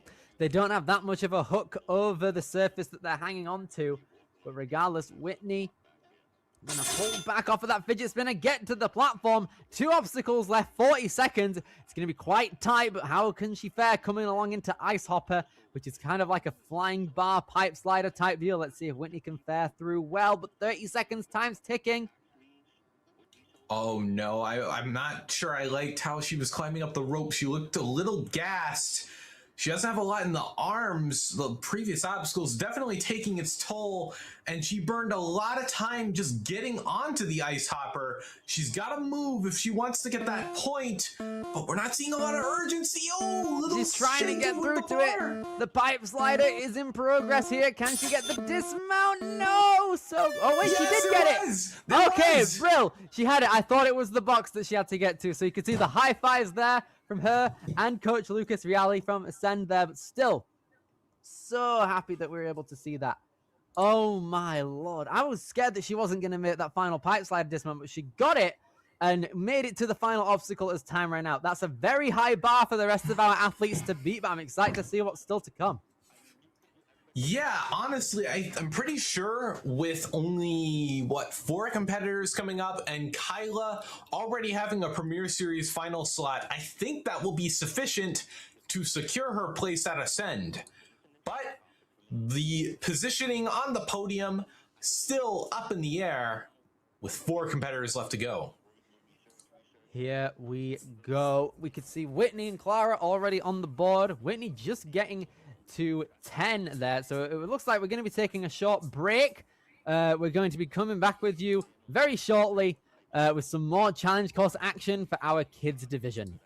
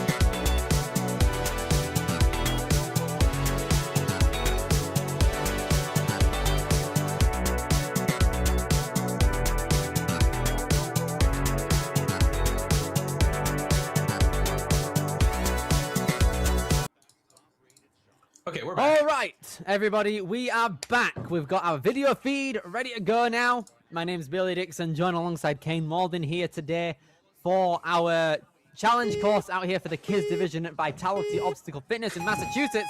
We're coming back in right in time for Lyra Rapsinski to pull along through on this challenge course. Yeah, as our third runner-up, she's seen the competitors that have preceded her, and we've very nearly seen a finisher. Can Lyra be the one that breaks the mold, getting an enormous pullback, because that grab to that final horseshoe is so far away, sky high even. 3 minutes and 30 seconds as she pulls along into the third obstacle out here, which is named Twist and Shout. We've got a lot of twisting to do due to the fact that these trapezes are on a crooked angle, but no challenge for Lyra whatsoever. 3 minutes and 15 seconds as she pulls along through onto that boot scoot. A bit of a jolt, just going straight onto it, but she's able to clear it without a problem, coming into Chicken Little.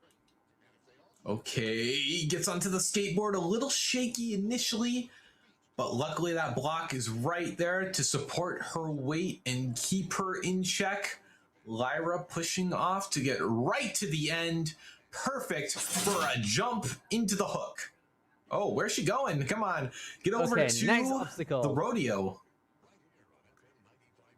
Here we go, coming along through here, 2 minutes and 40 seconds. Jumps straight along onto those peg receivers there, and she's on through to the next obstacle out here, which is going to be the wham. Some people have had problems with this one. It looks like that you need a lot of upper body strength to just hang on to this obstacle. Ooh, I like the interesting. little hook approach on the rope there, though. Nice way of conserving a bit of upper body strength. Yeah, we saw our last competitor do a pinch. Lyra's doing what is called an S-wrap, where you wrap your leg around the rope and then step on it. It gives you a lot of contact along the rope, but I don't think that's her problem right now. It's the swing. She's not pointed in the right direction. Here we go. She's having a bit of trouble reaching out onto that ring, though. Touches it. Needs to get a bit closer, but it's just moving away from her. But she's got a hold onto it now. Let's see how she can fare coming along into the even tougher move. It just keeps getting tougher and tougher, this obstacle. Reaches out onto that ball first try. Pushes out the peg with 1 minute and 30. Lyra's going to pull on through, get onto that peg now, reaching along back and down. Nice. Got onto it, but her retry is going to have to be used on... Oh, it looks like she might have hurt her lower body there on the box. It was quite a rough dismount. So let's see how she can fare. Is she going to be able to move on is the question. Yeah, I mean, the good news is that the rest of this course doesn't really rely on the lower body, but we'll see if she can overcome the pain. I think she will. Climbing up the truss, some good perseverance from Lyra. Even through pain, even through an awkward landing, does she not give up? Ledges here. She is experienced in the rock climbing foray, but that doesn't help her out on the ledges, and that proves to be undoing. I can't help it but imagine that fall over the start platform is what really did her in there. It seemed like that messed up a lot of her thinking, possibly, and maybe, like, just overall, yeah. I mean, the grip was almost there on that cliff transition, but sadly, it's going to be it for Lyra there. But now, it is time for our final 3 competitors, meaning everyone from now on is going to be going through to the Premier Series finals, or hopefully is going to get into it. The only confirmed spot so far belongs to Whitney Fredericks, who is in first place, but Kinley Banks next up are on the course right now, having trouble with hooking in those little cane talons there into these horseshoes, but hopefully she's able to move on through and get one of those Premier Series final slots. Yeah, now has fallen into a more consistent rhythm. However, she didn't get a huge backswing, and that's going to put her into no man's land. Maybe she can recover it if maybe she can find her way back, but she's going to take a tactical reset. Nice. Okay, that's probably one of the better things to do early on in this course. If you're already losing quite a bit of time, then it's best to just go through like that. But here she goes to 3 minutes and 20 seconds as she puts along through here. Pulling back off of that talon, reaching up to the next part. Very solid momentum. She's got it now. Lovely. She's passed that one. But now with just over 3 minutes, she's coming along into these crooked trapezes right here. No problems whatsoever, though, as she straight away moves along to the Venom, which is our boot scoot obstacle here. Just under 3 minutes. Trying to reach out. She's got it. Takes a massive jump, leans back, and is able to push along through. A bit of a stumble on that dismount, but comes along into our chicken little skateboard. Yeah, pristine usage of the core there, which is paramount on a boot scoot. Maybe not so much for our kids who are shorter and therefore don't have to worry about grazing the floor. But Kinley, all in all, has been moving pretty comfortably through this marathon of a challenge course. But she's got to keep on. She's only halfway done, if you could believe it. And it doesn't get any easier. This wham has proven to be quite a time sink.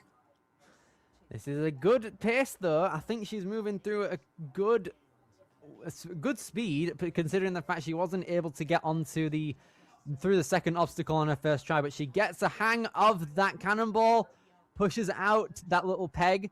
So okay, does it just a little bit more to be sure. You can see the ring. Oh, she's let go of the ball again. So she needs to hopefully get it again second time around. She's got it. This is a bit of an unorthodox way to do it, but it's working for her, which is nice to see. With a minute and 45. She did to switch her hands. Yeah, you could see there. Gets along down and is in second place at the minute. So Kinley coming along through just under 100 seconds, chalking up, getting ready to go for the 8th obstacle here, Heath Ledger. This has been a bit of a difficult one. Only one person has made it through. Let's see if Kinley can be the second. Okay, so far so good. Now this infinity ledge from Monstro. No lip to be seen there, and you have to go a little bit to the right as well. Oh, or do a skip like that. Interesting. Insane. I didn't know that was possible, but Kinley really pulls along through, but with a minute left on the clock, still 3 obstacles left. Going to be a tough one for her here with these talons. She's been hanging for quite a while. Let's see how she can fare this time around. 50 seconds. Carefully placing them. It spins this little hold here. And, oh, a bit of a jolt. That's not the spinning action you want. Gonna have to take a tactical retry. So that's her final attempt to do that. So here she goes. 44 seconds left. Okay, but I guess if there's anything to be taken away from that retry, at least she didn't spend too long hanging up there on the talons, burning strength, burning time. So maybe she can seize the moment, rejuvenate herself here, and do it right on the second try. Come on, set her momentum right. Gets into the ring. Okay, No! still in the running for it. No, not anymore. Just loses the grip there on that back talon. And it seems like that transition was just a bit too much for her, but still incredible stuff. Very adaptive. You could see on the earlier obstacle where she had to use it twice, and then again, sadly, on the talons. Still a very good job out of Kinley. It is into the Premier Series finals. 2 more athletes left for the female division, starting out with Scarlett Burke, who started Ninja in 2024. And she is also a gymnast, a softball player, and a skier. So she's got a lot of experience in overall sport and in Ninja as well. She's done 31 competitions throughout the course of this season for the WNL. It's going to be an interesting one to see how all of it translates. Ready for the challenge course out here at Vitality. Yeah, did you see her fellow Strive competitor Kinley make it to the Premier Series finals? Scarlett would love to follow in the footsteps, but first things first, these 2 obstacles prove to be nothing more than an establishment to her run here. Scarlett, the 3rd obstacle, proves to be just the same. 3 minutes and 20 seconds now as she reaches up. Get ready to go into boot scoot, which she succeeds at. 3 minutes and 15 seconds. Yeah, she's doing very, very solid so far. No retries used. Goes straight onto that box to try and get the skateboard further so she can just jump up to that hook, which she's done perfectly. Just over 3 minutes now as Scarlett Burke is moving along through this wall. Bit of a difficult one to do fast, but she's gotten up to that hook and is now going to swing along and dismount accordingly. 2 minutes and 50 seconds left on the clock now. She moves on to the first real crux point, which is wham. Yeah, I was about to say, you were saying that it was difficult to do fast, but Scarlett, lo and behold, managed to do that. However, yeah, this is going to be tough because you have to finagle that peg out of its resting place and then take the ring with you. And she's not getting a lot of good jolts. Has to take multiple slaps to get the hook into the opportune position to find the dismount. And oh no, it just has falls to go back. again. Oh, this is not a good place to be using a retry in all honesty, due to the fact that you've been hanging for a while and you really don't want to be doing that same obstacle a second time. So Scarlett really needs to turn on the afterburners at this point and hopefully get through second time lucky. Yeah, costly use of the retry there, but those retries are there for a reason. On a flow course, it'd be game over. So there is that. So let's see here. Maybe it won't matter. She's been moving quick. So Scarlett, a miss like that isn't going to be too devastating. This is good though. She's trying to get a solid front swing and back swing motion, facing the correct direction.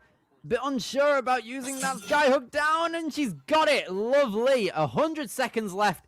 Still a retry in tow. Coming along into Heath Ledger. Okay, well, we know she has the gymnastic skills, but You don't often see that be used, you know, with cliff ledges as a gymnastics discipline. Scarlett, though, all in all, a minute 17, not bad. I believe she's actually faster than Kinley to this point, even with the retry. So maybe a buzzer is possible. However, these obstacles do take quite a bit of time to carry through. 1 minute left.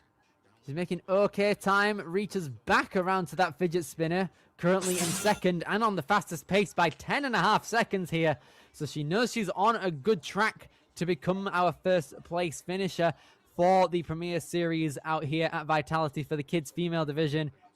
Reaching out to that bar soon enough, hopefully. Having a bit of trouble on that rope. Might want to try again. Yeah, here she goes. Second time around. Reaches up with a lot of forward and backward momentum to hopefully get it this time around. She's okay. Careful of that bar. Don't want it to eject accidentally. She's got to move, though. I'm not seeing a lot of urgency here. This rope is so tiring to climb up, especially after you've already had a lot of tests of the vertical grip in the form of the talons and the lobster claws. I don't think she's going to catch Whitney here. She was using her feet. With the 3 seconds that she's got left, might as well have a go. Moving along that pipe slide and nearly had it. If she was there for like an extra 3 seconds, I think she would have cleared it. But sadly, Scarlett goes down on the little the pipe slider obstacle that we've got there, penultimate one, which is Ice Hopper. So close to getting it, but the time just ran out. Yeah, that rope. I didn't think that would be the hard part of the obstacle. But I mean, when you think about it, after doing so much beforehand, that climbing up and then grabbing onto a spinning bar can feel like climbing Mount Everest. But we're down to one more kid female athlete, and her name is Kyla Choquette, someone who's already qualified, and her safety is all but guaranteed here. Kyla, though, does want a bit more experience on these placement courses and challenge courses. Trying to move along through, ready for the finals that are happening at Ascend Obstacle Training in November. So Kyla here, definitely going to be looking out for one of those top spots on the run order, hopefully, for the Premier Series finals. So let's see how she's able to fare on this Vitality Challenge course that no one's gotten through so far. Yeah, that's true. She was in a similar predicament at next level as well, where she got right to the end, but just couldn't surmount, I believe, one of the final 2 obstacles, I want to say. So a buzzer here would feel extra sweet. Here she moves along now. She's on to the skateboard, moves along, gets that nice little transfer onto that ring. Just over 3 minutes left to come along through. She's used up a minute of her time as she makes the jump over to those hooks. Makes the dismount. Our final kids female runner now on the course, but this has been the crux point. She's gotten here with the fastest time so far, though, which is good to see. Coming along into Wham. Yeah, let's see. How is she going to attack this one? We've seen a lot of competitors struggle with that grab to the cannonball in particular, but I think that was due to a lack of swing, if anything. On the second attempt, proves to be much better. That's good. Ooh, pushes in perfect. that peg fully, so we have a lot more room ready to go for that ring to fully be hooked on there. This looks to be the most efficient we've seen. Is that no? Are you kidding me? Right. Oh, I thought it was another attempt where she was able to go over the platform, but to the right of it. She was moving so efficiently to that point, but now is going to have to use her first of 2 retries. She's chalking up. She knows what she has to do, just needs to get the correct dismount, which is honestly one of the harder parts of the obstacle due to the fact that you're going to be swinging everywhere by the time you've got that hook in. Yeah, but she's moving efficiently through. I mean, bear in mind, that first attempt was honestly the best one I've seen, and she just goes back to the same formula that worked out for her, and that does her well. Back to the Heath Ledger obstacle here. And only about a second and a half behind. No way. Looks like the grip might be being lost already. Oh, out here. 1 minute and 40 seconds now. Taking a deep breath. Needs to properly lock in for this one. Kyla, Hopefully she needs to find the grip. Laying deep inside of her hands here, tries to get a large sideways swing. She's got that transition this time. But the rest of this obstacle is very, very difficult. That ledge definitely not forgiving at all. Stay on. She's in a bit of no man's land. That's a small one, but she has made it. Okay. I can never tell if anyone's made that one, but she's got through fine. And now is holding on to both of these talons with just over a minute left. Yeah, but she's got to keep moving, and this course is now asking perfection of her. Without both her retries in tow, she misses. This is a similar spiral to what we saw to one of our previous competitors, but she's got hold, getting purchased, a little careful! She's I'd recommend pulling up on that talon to get a bit more control, possibly, because she's still holding on, but she's a bit too low to properly hook in the second talon. 35 seconds and it ejects and she's down. Ah, no. Our final competitor being rejected by the talons. Kyla, though, an incredibly strong run from someone who we knew was capable of getting far in this absolutely brutal challenge course. Just tantalizingly out of reach with the talons. And that will set the standard for our upcoming kids male athletes. Well done to all of our females that just ran. We had 6 of them go ahead. 6 of them did very, very well. Whitney Fredericks was able to take home the top spot, being the only person to make it past the ice hopper. But now we turn over the attention to our fellas out here, where we've got our 18 kid male competitors, starting out with Nicholas Gaber out here. 4'3", wingspan of 4'4", 55 pounds, starting Ninja last year, or a year and a half ago, it says. He's excellent at school, so hopefully he's able to have a very smart approach along onto this next course that he's going to be facing. Yeah, I was about to say he fell very early on the placement course, but I don't think that's an indication of what he's really capable of. It wasn't an accurate showcase because, you know, it's just a silly mistake. It can happen on any challenge or placement course to anybody. Nicholas now coming along in 3 minutes and 38 seconds. He's having a bit of trouble getting off of that second talon, but he reaches out to that horseshoe. Tries to get a large pushback to get the momentum going forward, okay. Which he doesn't! Sadly, goes off of that platform, just coming up short. This is not an okay place to be using a retry, especially if you've been hanging on for quite a while. So Nicholas really needs to push on through here, coming out of Belmead, New Jersey. I think he's representing next level as well, so let's see how Nicholas can fare. Yeah, Nicholas got to get it together here. I feel like it's a little awkward for him to get that pullback as well, given his shorter stature, but he's got to lock in, get all the speed that he can throw out here. There we go. Okay, I was a little worried for him there.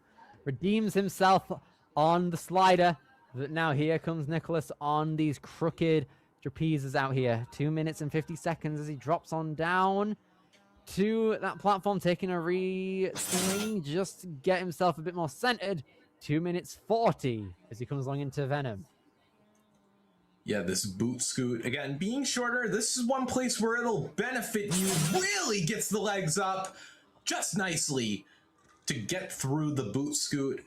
Now he's got to keep moving, though. The time is ticking, and we saw it. If you don't go fast, if you don't keep the pressure on, it can bite you. Nicholas now, a very smart athlete as well. He's excellent at school, loves Minecraft, and he's also bilingual in English and Slovak as well. Doing a very good job so far. Not one of the faster paces we saw in comparison to the kids' females that we had going along, but he's still moving very, very cautiously. He just wants to complete the obstacles, which he's doing very well right here. 1 minute 50 as he tries to build up swing, ready to go for this dismount here, building it up, which he has got. But now is one of the toughest obstacles on the whole course, which is wham. A lot of moving parts to this obstacle. Hopefully Nicholas can control it well. Yeah, but we know he's got the brains. Does he have the brawn, though? That's the question. I mean, mental, is a huge factor in Ninja just as much as the physical side. Here he goes, Nicholas. 1 minute 15. He's swinging a tiny bit sideways at the minute, but he just wants to try and control himself. So he gets a more head-on approach, looking for that cannonball, which he's got the grab of. Pushing along, forward, back. Ooh, isn't able to push it in. Just needs a bit more force on it, it looks like. But he needs to get nearer to that point first. Re-grabs that ring to try and get a bit more control of it, but he's been hanging for a long time. Even then, a big slap of it wasn't able to pull through. So hopefully, just needs to get a bit more muscle into that push. Oh, there we go. That was the one we were looking for. No! He spins out of control. Nicholas, 38 seconds left for this move right here. This is going to be a harsh one now. Let's see how he's going to fare second time around. Needs to pace himself, be a bit more cautious with things because he was moving all over the place, and that's what sealed him out. So now, Nicholas, second time around, hopefully he's able to redeem himself, but this is a very time-consuming obstacle. So let's hope that he doesn't run out of time as he's pulling through. Yeah, I was about to say, on that first attempt, oh no, the cannonball. It just all caught up to him on that final attempt there, but still not a bad run. He left it all on the course. He gave it everything he had, and ultimately, that's all you can really ask on an endurance-y course like this. Honestly, what I think happened on that first attempt was he used the lower body a lot to try to gain control of the cannonball to not spin so uncontrollably. But in turn, I think that only helped to aid his spin, and that took him out of control. Now that we've seen what the male precedent is like, let's see Jackson Ascone coming along through out of Ninja Mania, Danbury, Connecticut, where he is from. Competed 8 times throughout the season. Jackson, very, very big name within the kids community. He had a very shock fail on the early parts of the placement course as well, but he grabs that first talon and is able to traverse on through. Yeah, he really had to stretch out to get onto that first lobster claw. Luckily, it is a little more forgiving than a talon, so a backswing won't eject you off. So all is well. Jackson, though, not a lot of pullback. I think a tactical reset is basically guaranteed at this point, unless he can find his way back. No, he's going to take it. Second try out here. Second time that's happened for our second competitor in our kids male division. So let's see if Jackson can redeem himself. Moving along through 3 minutes, 15 seconds. Pushes forward. Back. Wants a lot of power this time. He knows where it went wrong. So going to pull back on that former talon. And just like that, he gets it second time around. Yeah, great to see. Okay, well, he knows he has to pick it up. Lost a lot of time because of that retry. And just like that, in one fell swoop, a backswing on the final trapeze. But other than that, cleanly through and jumps onto the boot scoot as well. That's something he had to do because of his height. This is good so far. We can see him trying to make up some time against Nicholas, his only competitor so far. Currently about 15 seconds ahead of him to this point, but he's having to push the board a bit more forward, and he's got it. There we go. 2 minutes 25 as he comes along through to the wall now. He's trying to traverse along it. Ready to make that 180 jump over to the next obstacle, to the next jump, which he's got. Wants to try and take the dismount in as little swings as possible. Yes. Yeah, with that retry, I think Jackson figures it's going to be in his best interest to keep his foot on the throttle, because as we've seen time and time again, I don't know, even with a 4-minute time limit, if you let the clock get ahead of you, it's tough to bounce back. We've seen people go out on this obstacle. We can see Jackson trying to properly push out that peg. Oh, we can see him kind of swinging his hips around like he's on a hula hoop. Okay, now he's gotten control of the reins, and it's in the right amount of sort of being stuck out. From here, Jackson can get it from point A to point B. The ring is there, and so is Jackson. No, he's not, Okay. sadly. Just looked like No. he's tapped down. He got Oh, the wait. point Oh, at yeah, least. that was an overspill. Okay. Yeah, he touched the platform in front of him, so that will Right, just never be mind. ruled as an overspill. However, he is out of retries, so he's got a one-shot the rest of this course inside of a minute as well. He doesn't have a lot of time to burn. 1 minute left. This is a tough one for Jackson. He knows what he must do. No more retries left after this one. He needs to get through all the remaining obstacles on his first try. Trying to eye up the skip. How can he fare getting the dismount onto that mat, which he has achieved? Now Jackson pulls along through. Next up, onto the big Talon rings. Yeah, way to use the lower body. He was swinging kind of forward and back when the platform was a bit to the right, and No! he couldn't hold his weight on one hand any longer, and Jackson's run comes to a sudden finish. Very unfortunate there. You could see he was trying to move along through. He had the right idea, but having a look at that again, just peeled out on the bottom bit of that Talon, which ultimately sealed his fate. Still, very great run there. But now, next up is going to be Constantino Stapelas Hayward, 4'6" in both height and wingspan, 75 pounds of weight even, coming out of Douglaston, New York. 44 competitions he's competed in. This is his second year competing. In the past year, he's become, he's worked very well on canes, skyhooks, and flying bars, so he's very techy. It looks like that's Should help him out here. Yeah, that's definitely going to help him out on quite a lot of these obstacles on this challenge course. All right, but regardless, very decorated athlete, has placed highly in the regionals that he has competed in this year. Also did very good in the USA Ninja Challenge 100-meter course, so we know he has his speed in control. But the boot scoot just about gets there. Okay, nice stuff there. Constantino. Oh, using all four limbs there. He's got a long lead on the rest of the competitors. Because he hasn't used a retry yet compared to the other two, he's just extending his lead with every obstacle he does in a fast manner. So he's currently 39 seconds ahead of everyone. Eyes up that jump in a solid way. Just under 3 minutes. Very, very fast. 45 seconds ahead. Yeah, has only used about 1:10 to this point.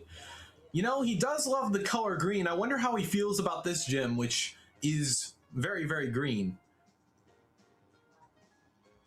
2 minutes 35. Reaches onto that cannonball. This is good so far. Ooh, big slapper there out of Constantino. I could see the chalk puff and everything. You know, I can also appreciate, you know, he's a big fan of apple juice, hamburgers, and French fries. You know, That's live made a me little... hungry. Yeah. Here Yeah, he that would goes. do it. 2 minutes 10 as he overspills onto that next mat. So he's going to have to take... Yeah, he's going to have to do this cliff obstacle in one try. It'd be unfortunate if he goes out here due to the fact he's got such a massive lead on the rest of the field, which could help him out in the long run too. But Constantino, hopefully, is going to make it through first time around on the Heath Ledger. He is fond of his cliffs. Very familiar with the name of the game that he's playing, Constantino. Tangles with the Yes! Joker just like that, and is now into first place with a margin of almost a minute. He's still got a retry left in the tank, which is great to see. 52 seconds ahead of everyone else, which is lovely. So, on to these next few moves here. These talons have been difficult on Christian Don't Bail out here. Having a bit of trouble trying to find the correct grip that he wants to traverse onto it, though. Constantino committing now as he gets onto that ring. Keeps hold onto that spinner. Here he goes. Keeps it high and immediately puts it in. Lovely stuff here from Constantino so far. Pulls it back on that fidget spinner. He's got a minute left for two obstacles with a retry still there. Yeah, but we've seen plenty of our kids' female athletes get here with just as much time as Constantino, but this rope has proven to be a crux point. Constantino, though... Okay. Wow, he's done his homework. He hooked in his feet on the knot of the rope. That saves him a lot of time. This is promising. He likes a good bit of tech as well. And did he skip? Oh, nearly had it. Okay, that was very, very inventive. He almost had a massive skip there, but he has no more retries left. He has to get through this obstacle if he wants to carry on with his run. Got a little bit of time left, but hopefully still a lot of grip still to give. He's looking at it, trying to simulate his attempt. He has to go now, though. Yeah, 12 seconds on this obstacle. It's a very slow, methodical obstacle. That's the technique that you kind of need. He's got to go. Is he going to go for the hopper? Is he going to go for a skip again? He goes for the skip, but he is absolutely gassed. Constantino right there, though. What about that? Did the Grit Ninja very well. Look at all the technique, the fast times as well. He was able to bounce back from the retries he had to use.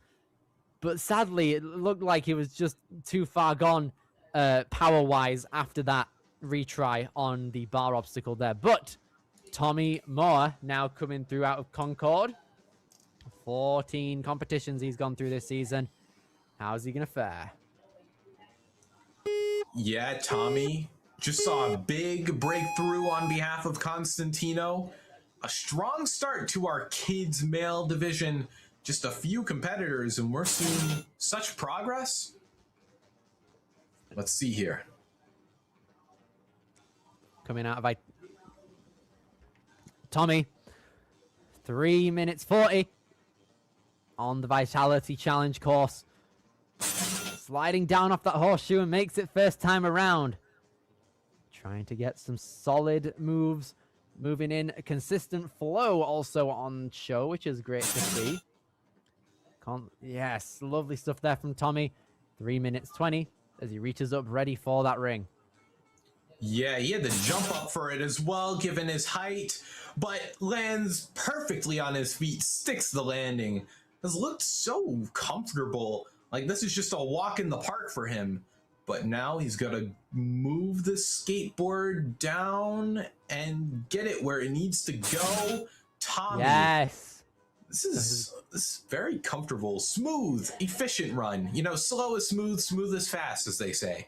It doesn't look like he's using up too much energy either. He's still moving at the same amount of power he had. Okay, careful on that catch there.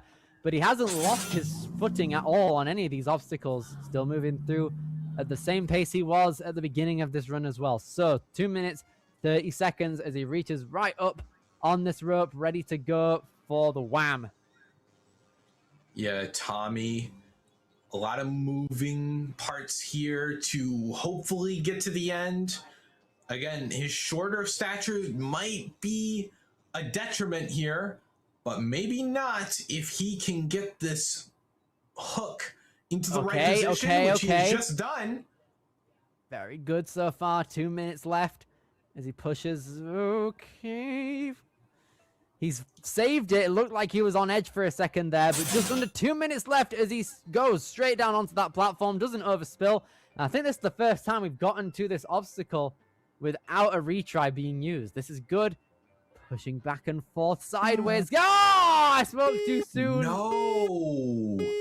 Yeah, I was looking at that hand, which is taped up. I was wondering if that was going to affect him. It very well might have on that cliff. But let's see. Let's spin it again. Tommy has looked so clean. Hasn't missed a beat any step of the way until now. But he does make it true on his second attempt, to make it true, and is going for the dismount. Come on, Tommy. Yes. Good recovery overall.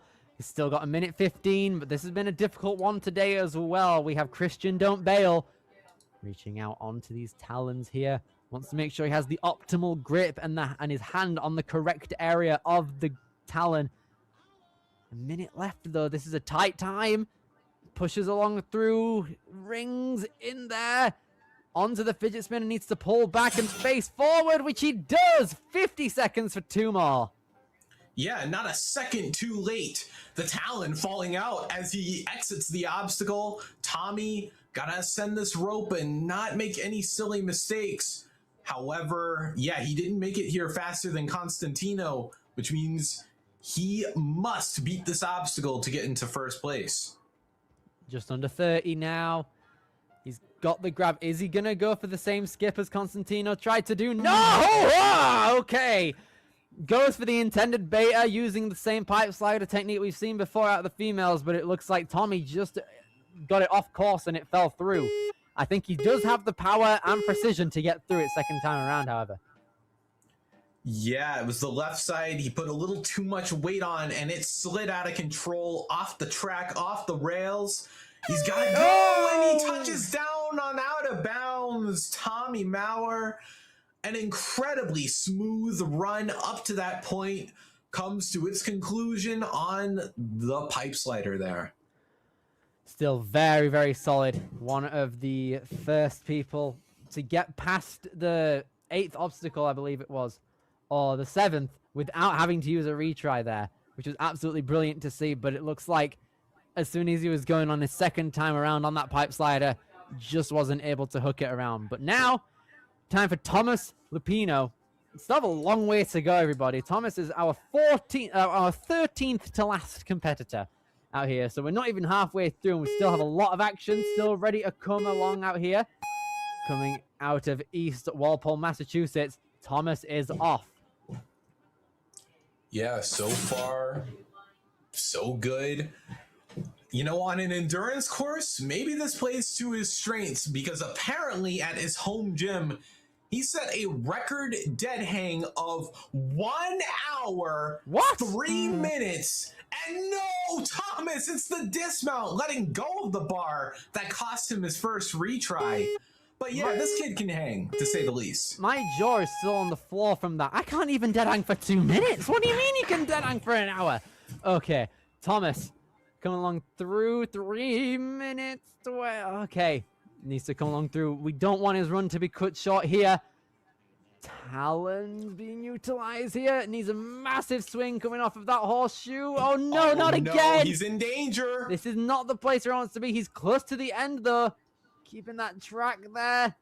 Needs a tiny dismount to not move it back too much. Thomas Lupino. Oh no. It's moving back. I think it might be in his best interest to go back, because then you could maybe find the previous horseshoe, but the track seems to kind of sag in the middle. So yeah, I don't know. It's a really tough design, this area here, because you can't really push it forward, but he's giving it all he has. Thomas Lupino.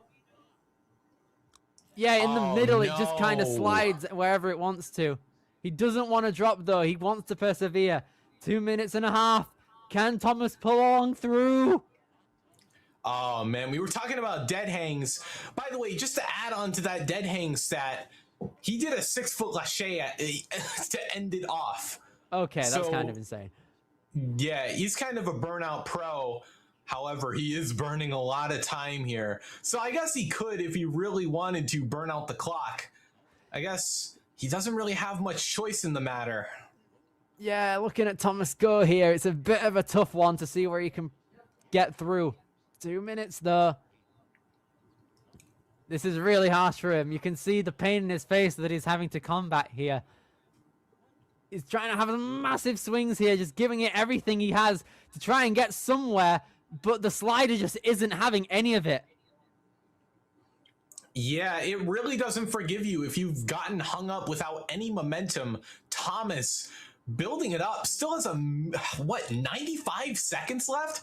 He's been on this obstacle for quite some time, but he drops down. I commend the perseverance. Yeah, literally. Not many people would be able to do a hang for that long. That was a bit insane, low-key, but brilliant stuff regardless, seeing a lot of raw grip and strength being showcased. Colby Choquette is going to be next up. Yeah, this kid won the next level Ninja qualifiers in the kids male division a couple weeks ago. But Colby, he took a misstep on a balance obstacle. Balance, as we know, the great equalizer in Ninja. You can never overlook it, never second guess it, or it will reject you. Colby hopefully will have a chance here to better himself. An enormous pullback, doesn't want to do what our previous competitor just did. This is good now. Oh, you can see him quickly matching on these bars. Colby was moving at one of the faster paces on the placement course as well before he sadly went out due to a mistake. But Colby Oh, doesn't go straight away on the boot swing scoop. on the boot scoop? Yeah, we don't see that often, but he's still pushing along through regardless. 8.5 seconds ahead of the rest. Good adjustment on the fly there from Colby. Sometimes it takes a really experienced ninja to be able to do that, to have the wherewithal to think of that. Not any problems so far, though. Immediately links out of it there. That's good. That's very, very solid there from Colby. But now, 14 seconds ahead of everyone else. 3 minutes left on the clock. How's he going to fare with this push? Yeah, he didn't want to slap it. He wanted to just push off of it. Get it as far to the right as it can go. Colby is there, and he can carry on. Hopefully stick this landing. Colby, yes! Just nicely. Comes along through onto these Goldilocks as cliffs well. now. 30 seconds ahead of everyone. Is keeping his lead, going 50.5 seconds still. This is the type of content that we like to see out of our Premier Series contestants now. 2 minutes and 20 seconds as he pushes through onto that hook there. It's a difficult one, but he's got the spin around. Yeah, you got to be delicate with these talons or they'll reject you. But Colby rejects the talons and moves right along. He just now hits halftime and he doesn't show any signs of slowing down. But this bar, another very, very delicate balancing act. You don't want to take it off. No! Okay, that was a bit scary. Hopefully he didn't hit his head or anything, but it looked like the bar just went in between the track right as he was about to dismount. So, still got 1:50 left for 2 more obstacles. Needs to get past this one on his first try, though, if he wants any chance at a buzzer. You know what? That's okay, though. That is what saving time can do for you.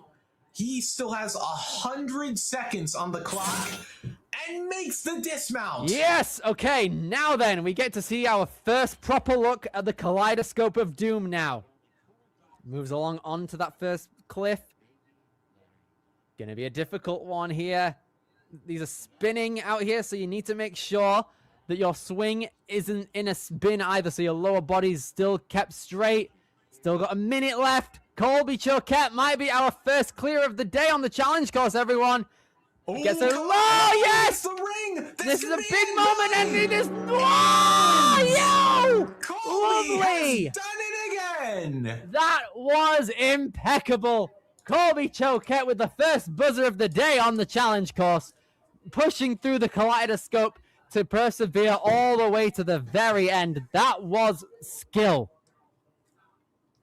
Yeah, just if you thought he wasn't good enough, he's done it again to finish the next level and the Vitality Challenge courses in such impeccable fashion. That is unheard of. Now it's going to be time for Chase Crompton, coming out of Westwood, Massachusetts. We know that it can be done. Just requires a lot of strength and speed in order to pull on through each of these obstacles. And Chase Crompton now hoping to rival it. He's 4'3", 4'1" in wingspan, 57 pounds, starting Ninja in 2023. Favorite sport is Ninja, but he also likes basketball, writing, reading, drawing, building Legos, and playing video games. His favorite food is sushi, and he likes that he gets to see new places and different gyms as a part of Ninja competition, and he's really showing everyone his skills as he... No! Nearly had it! He had his feet on the platform too, but it just wasn't adequate enough to cross the front plane and move right along. Chase, that's what the retry system is for, though. Can try it again. 3 minutes and 27 seconds now. Pops along through these horseshoes here. Wants to get it second time, though. Immediately goes up to this trapeze now. Needs to dismount immediately. There he goes. Redeems himself that time around. Whew, thank goodness. 3 minutes and 10 seconds as he pushes along through onto these diagonal trapezes. Yeah, trapezes aren't going to be a problem for Chase, nor many of our kid competitors. You know, they can hang. Just under 3 minutes now as he pushes along into the boot scoot all the way forward. Yes, good stuff there from Chase. Still making solid time now. Ready for the next move. It's not going to get any easier for Chase. This hook from the skateboard, as long as you put your weight downward, the skateboard will move not at all. 2 minutes and 25 seconds as he traverses his way onto this wall here with multiple different platforms and holds, but now he's eyeing up that jump, which he's got. Probably one more backswing and then he goes down. Yes, now coming along to wham.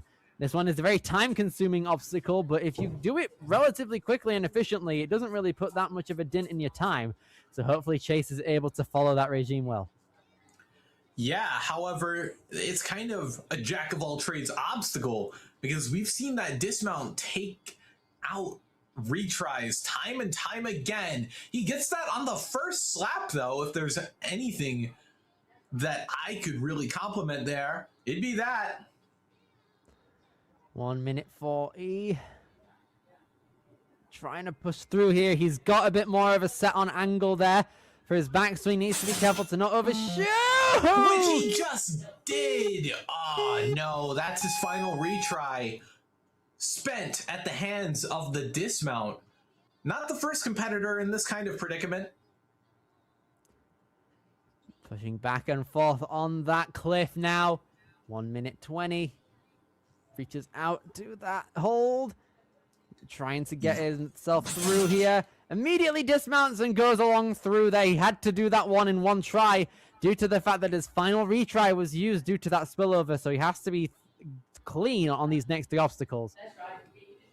Yeah, and he's got a minute, which seems like enough time, but these obstacles are such a time crunch, each on their own as well. But Chase has been clean through the talons. That's good. One miss and it can send you into an uncontrollable curve tail. But now up the rope he goes. He may be trying to make up time here. Okay, finds the bar. 32 seconds left. Look at the clock, Billy. This is going to be extremely close. He's going straight for the pipe slider strats.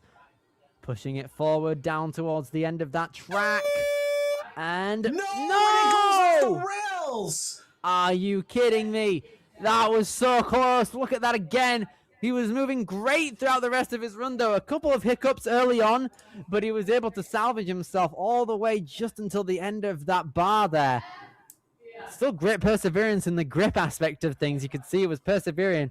But looking at things, it just went a bit too far forward on the track, and that's what got him out. Yeah, putting the bar on those black supports is a no-go. So a simple mistake like that ends his run in an instant. But Will Loeffler, still 11 competitors left to go, and we have one finisher. But the question is, will Colby stand alone at the end of this brutal challenge course? I don't think he will, especially with Will being next up out here. Our kids male world champion for this year at the WNL championships that we saw back in June. I think Will definitely have the mindset and the strength necessary to push through. Already evident as he's moving graciously throughout these first few obstacles. Yeah, good thing he made that dismount on the second obstacle first try. You know, it doesn't sound like it'd be that hard, but tell that to the other kids that have gone so far. Oh, just barely gets past the puffy, fluffy mat on the boot scoot. Close shave, but one that doesn't catch Will off guard. Moving, gets that ejection there off of that skateboard and then putting it onto that hook. Great stuff overall from Will so far. You can see him dismounting properly. 3 minutes left to go. This is a big one, though. He needs to make sure that his upper body is properly in check for this one. Yeah, see the look on his face. He's cold and calculated. That is the face of someone who has got a game plan mapped out, knows what he's doing, just has to execute. And Will, lo and behold, has been down to a T here. Yes! Okay, Will, trying to save time within every obstacle, which is doing incredibly well so far with no retries used yet. I'm liking the pace that we're seeing. Definitely up there with Colby in terms of pace at the moment. being our only clear and everything. But now Will, he's not hanging on to another cliff, but that's part of the plan. Dismounting when necessary, when he's already facing that mat. But now with just over 2 minutes, with these talons and no retries used, he's in a very good spot. Yeah, that's true. Can actually afford to take a fall here, but Killer will not need to do that, hopefully. I mean, take it like a flow course. That is the key to success on a challenge course. This is good so far from Will. Very, very solid. But now this is going to be the tough one. He's onto the ice hopper currently. Trying to push along through. This is close here for Will, our world champion. Trying to get his way through here. He's got a minute and a half left on the clock. Is he going to be able to fare well now? 1 minute 25. Cutting along down. It's a difficult one, but he's made it through. But now here he goes. One more obstacle left to go. The kaleidoscope. This is going to be huge if he's able to make it now. Oh, come on. Could Will be our second finisher? Wish we could get a good look at what he's doing here on this final obstacle. Kaleidoscope, he should have a lot of grip left in the tank, and with a minute left, Will, so close to the end now. Hopefully he's able to get it to the buzzer at the very end. We can see in our sights now. Here goes Will, pushing through, very close to it, 45 seconds. And just like that, he gets to the end, and that's going to be another clear. Will, our world champion, showing us why he has that title. Yeah, we knew he was going to be something special when we saw his accolades, and, well, he could be the guy to stomp out the Premier Series title as well. Who knows? But up there with one of the still, people who can do it all. My lord, that was absolutely insane. With that clear from Will, we are now into the final 10 competitors for the kids male division, starting out with Connor Burke.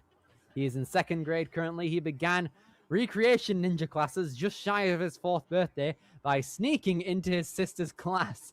At age 4, he started taking classes regularly and has been hooked ever since. And outside of ninja, he also plays football and lacrosse, enjoys skiing and swimming for fun as well. He practices his ninja skills non-stop, whether he's at home, on the playground, or even at school. And Connor loves making people laugh, drawing, and hanging out with his mates. And he's got a lot to offer out here. This is going to be a big one for our males out here. We've got 2 clears so far. And considering the amazing field that we still have up and coming, might be a case of being a race to the buzzer in order to get one of those finals. Yeah, that's crazy to hear, because not too long ago, we were kind of questioning if this course could be conquered to begin with.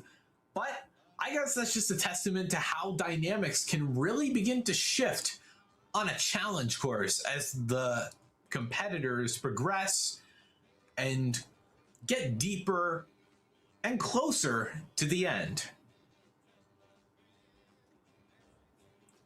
Just sorting out a couple of tech things at the minute, so we have a lot of action still to be covered throughout the entirety of this weekend. The kids division starting things out, but with Connor Burke on the start line, we're going to be ready to see more of the action come along through here as he's off and running. 4 minutes on the clock, trying to get a solid motion going throughout all these obstacles. Picks up that talon, ready to move through. Yeah, the key just to get into the groove. Connor really having to stretch out every inch of that 4'1" height to kick off that platform, but he's found his way. Connor should be adequate enough, and he gets the dismount on his first try too. Impressive. Immediately jumps along down, darting through the rest of these trapezes. Gets out of that one immediately with 3 minutes and 20 seconds. It's going to be a really tight one to see who ultimately gets one of the top 4 spots for our Premier Series finals. Connor definitely hoping to be one of them. Not on one of the faster paces that we've seen compared to the rest of the competitors who have gotten the buzzers and later on in the course in general. But Connor's still making his way through at a solid pace. No retries used yet. Yeah, kind of gingerly skidding his way down the skateboard. No other way to do it but to do it. And Connor, as I say, oh, he touched the top. Okay, that was close, but incidental. It will be ruled as. Nice one-handed catch there from Connor on that little skyhook peg there. But now he's got 2 minutes and 40 seconds. Trying to get his way over to the wham now. This is a hard one. A lot of time can be used up, and you need to be very methodical and precise in these moves. So let's see how he can fare this time around. Yeah, it's one thing to be fast, but another to be fast and precise. The cannonball escapes him at first, but soon he was able to tame it. From here, couple slaps ought to do it, but not a lot of distance on these slaps. He needs one really big, powerful one. Here he goes, just over 2 minutes. Tries to push it in a bit more, but he's not going to be able to do it. So now he's going to have to pull along through. Second time around now. 2 minutes left. Trying to get a bit more advice to see what the bait is going to be when he's actually on the obstacle. But hopefully he has enough grip to get through it. Yeah, let's spin it again here for Connor. Second and final attempt on the obstacle. Hopefully he can get more. Okay, the cannonball escapes him again, and he can't find his way to Connor, it on the second try. Unfortunate Connor there from him. Doing very well across the entirety of that course, but it just looks like the wham was a bit too hard for him. Wasn't able to reach out onto that cannonball far enough. But now we're moving on to our next competitor, which is Cameron Choquette. Another Choquette is in first place at the minute with the fastest clear to this point. So it's going to be a very interesting rivalry possibly between them. But Colby, who's currently in first, has already qualified at Next Level Ninja. So it's still all to play for the first place spot. Cameron Choquette hoping to be one of them. Yeah. First things first, though, he's got to find the horseshoe. Can't get it hooked into its right place. Cameron, though, big pull back. Now, as a reminder, Cameron at the Next Level Ninja Qualifier wasn't able to get into the top 4, and now he's... Oh, okay. Oh, that didn't wow. look very Bit of an good there, impact. that dismount. Hopefully his face is okay. He's smiling, which is a good sign, but Cameron is now just going to have to try his best to push along through as best he can on these talents. They're very difficult, especially if you don't get enough swing in the correct places. Was a bit low hanging there, not the place where you really want to be on this obstacle in particular, but Cameron still got hang of that first one, and now the last one is in the same position as before. No, this not is not the again. best place to be. He's on a trapeze as well, which means there's a bit of slack. Oh no, Cameron. We saw this with another competitor, and now he's stuck in no man's land, basically in a dead hang, a literal dead hang, because his run's dead in the water unless he can somehow miraculously get onto that lobster claw. But that's a long way behind him. Here we go, trying his best. 2 minutes. Oh, you can really see how much it's just not moving forward there. The restriction that it's offering is really just fighting against Cameron at this point. Doesn't look like he's trying his best, trying to get a bit more rest on each of his hands there. H7 out of Mansfield, Massachusetts. Cameron trying to do a backswing the other way, but it's just not helping out at all. It's a really tough one to start things out. Cameron Choquette, unfortunately, is in no man's land at the minute. This is like the one place in the course you really don't want to be, especially at this point in the time that you've been running. Half of his clock has been gone now. He's shaking out. He's not giving up, which is a very admirable thing out of a young athlete like Cameron here. Here he goes. Tries to get it in. He got some Nearly. forward Come on. progress there. But now he's swinging just a bit unorthodox. Here he needs to go at some point, but he's... Oh, man. He's really trying to thrash his body here. Just anything to get any closer to the dismount. This obstacle doing him no favors. This is very, very hard to see here. Cameron trying to see it through, though. At minute 20, this is so hard for him.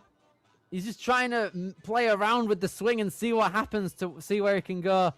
He's grimacing. I think the upper body is starting to really tax him now. Just over a minute left. So much of his time has been spent on this one obstacle. It seems like one part of his body goes one way and the other doesn't stay with it, but he's down. Cameron Perseverance, very admirable, but just couldn't get through. Yeah, if there's anything to admire about that run, he was up there for almost 3 minutes, just trying to materialize something that could maybe save him. You know, it's a tough predicament to get out of, if possible at all. This is big now because I believe with Garrett, we're now getting into the clears of our placement course from earlier. So all of the people from Garrett onward have hit buzzers today already at the Vitality Premiere. Oh, Vitality Premiere Series comp out here. What's he doing? He's trying to get a massive skip out there. I admire it, honestly. I'm liking the tech that we're seeing out of Garrett so far. Let's see if that expertise can continue. Talon tech, though, relatively new. They're not even Talons, like mini canes in a sense. Just a lot less surface area. Yeah, the claws, aren't they? Yeah, you're right. Oh. But regardless, Garrett, a little bit of trouble. Yeah, he is on the shorter side, I would think. So getting over to that third and final horseshoe is going to be tough. I wonder how that's going to affect his pullback. You don't have a lot of wingspan to contend with. However, oh no, he just let his momentum come to a standstill. Garrett Ivone running into the same problem we've seen a couple times already today. Tactical reset, especially when you know you've been on this obstacle already. But yeah, you can see he's wanting to go down and immediately try again here. So hopefully he's able to salvage himself. All right, there is a little bit of wiggle room, though, when you have a retry. Hopefully, though, Garrett does not fall into that same pitfall that just befell Cameron. Yeah, I was about to say, you know, he doesn't even have enough height to touch down on the platform to kick off. But hopefully, he can better himself here and get to the platform. I think he would have had it if he had just let go. Here he goes. He's got a lot of momentum. Wants to get that dismount immediately. Pulls back. Garrett Ivone, one of our clears on the committed to it. He did commit to it, but just sadly couldn't get forward enough. This is a really, really tough obstacle and really not being nice to any of our athletes here today. But let's see if Charlie Katz is able to push through further. Yeah, sheesh. Was not expecting that at all, but anything can happen on this challenge course. You can't overlook a single aspect. Charlie? Let's see here. One of our lesser experienced athletes, but that doesn't mean he's lesser in talent, was one of our finishers. So if there's anything that we could be looking out for, maybe he could be the first of the day to clean sweep to get 2 buzzers. 3 minutes 33.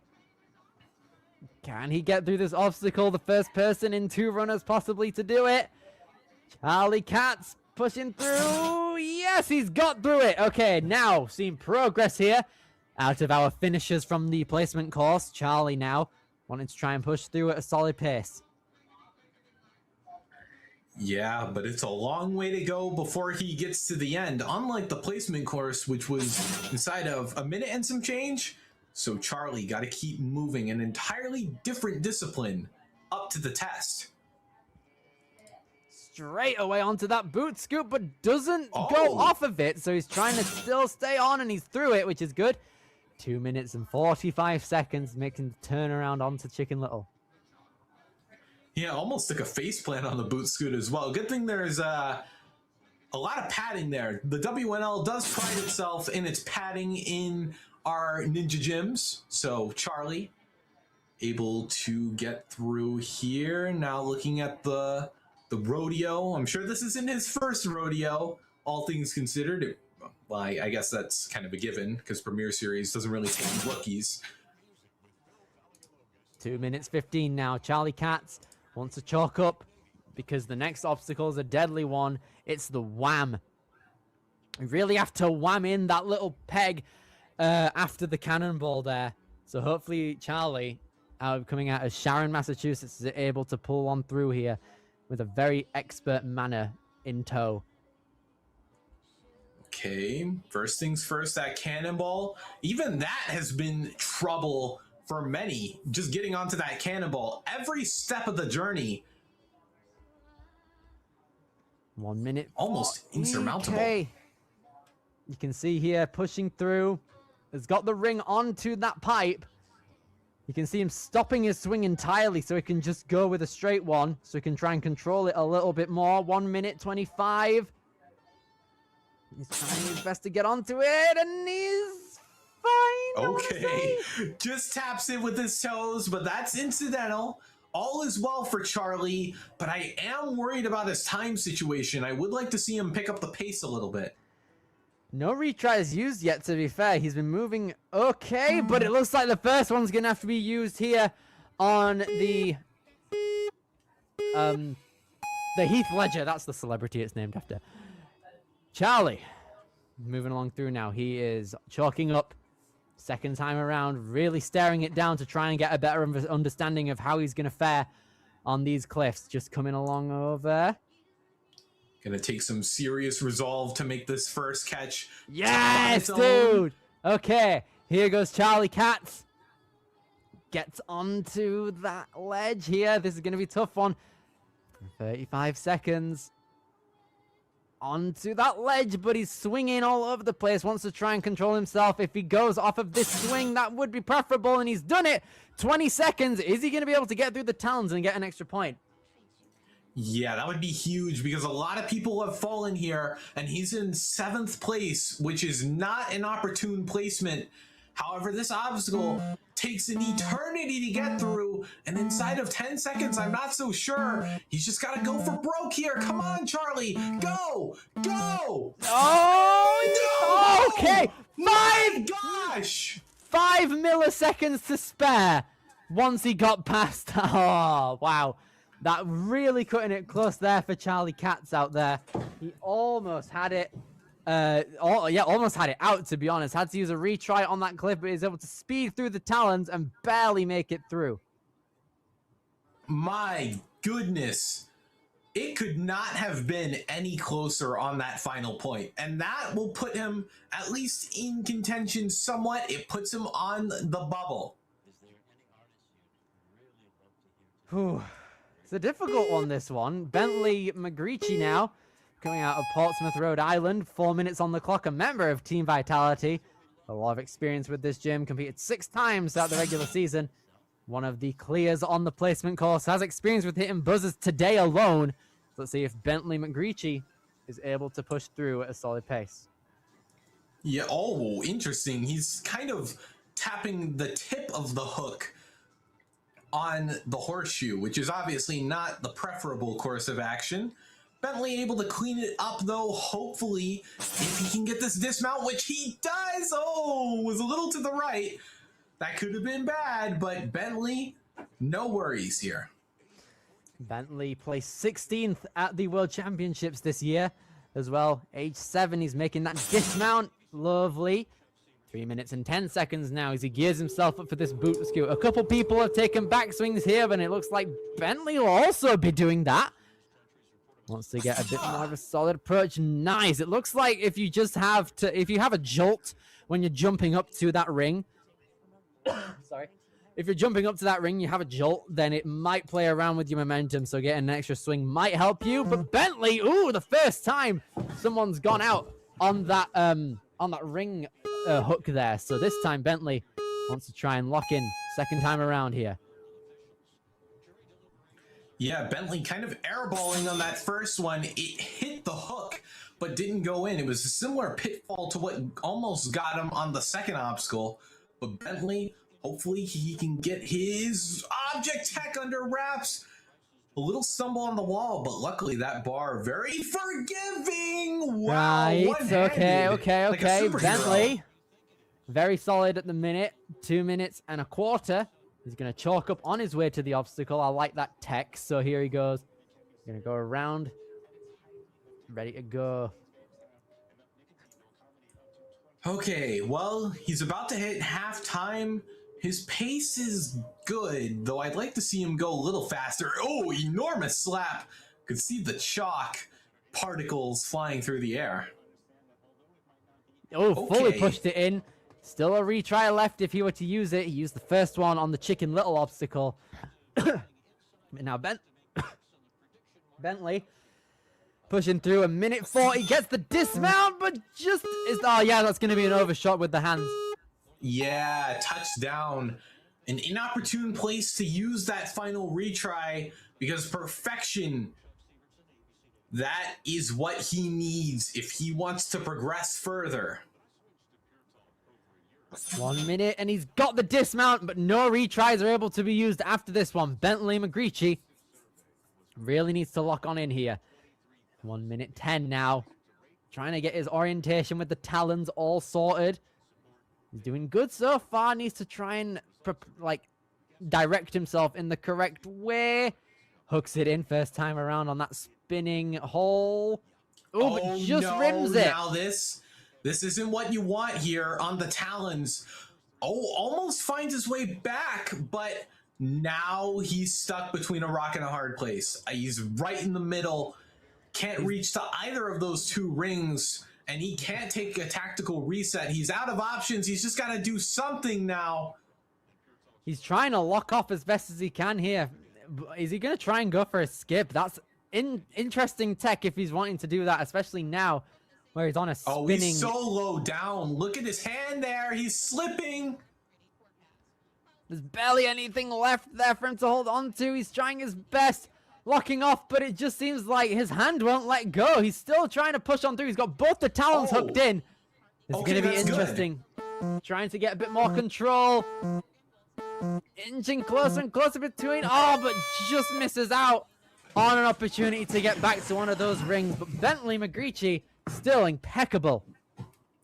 Yeah, to get to the latter half of this challenge course is no easy task.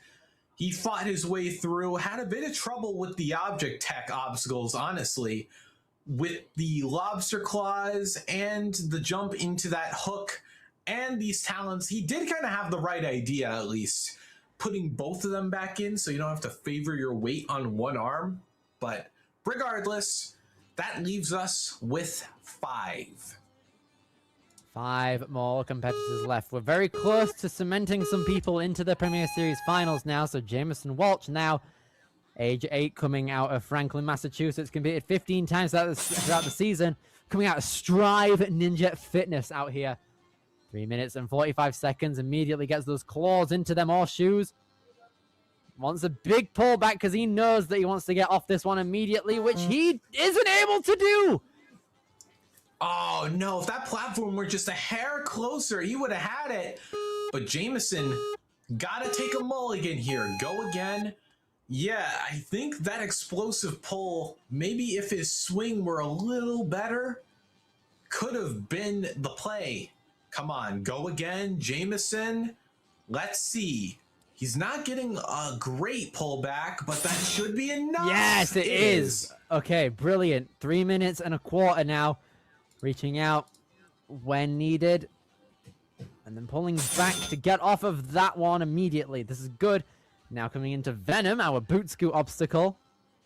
And straight away, probably no need for a backswing. Lovely. Okay, 3 minutes on the clock now as he makes the turn over to the ring. Doing solid, pushing across straight away onto that hook and is now pushing through onto 2 minutes 50 left.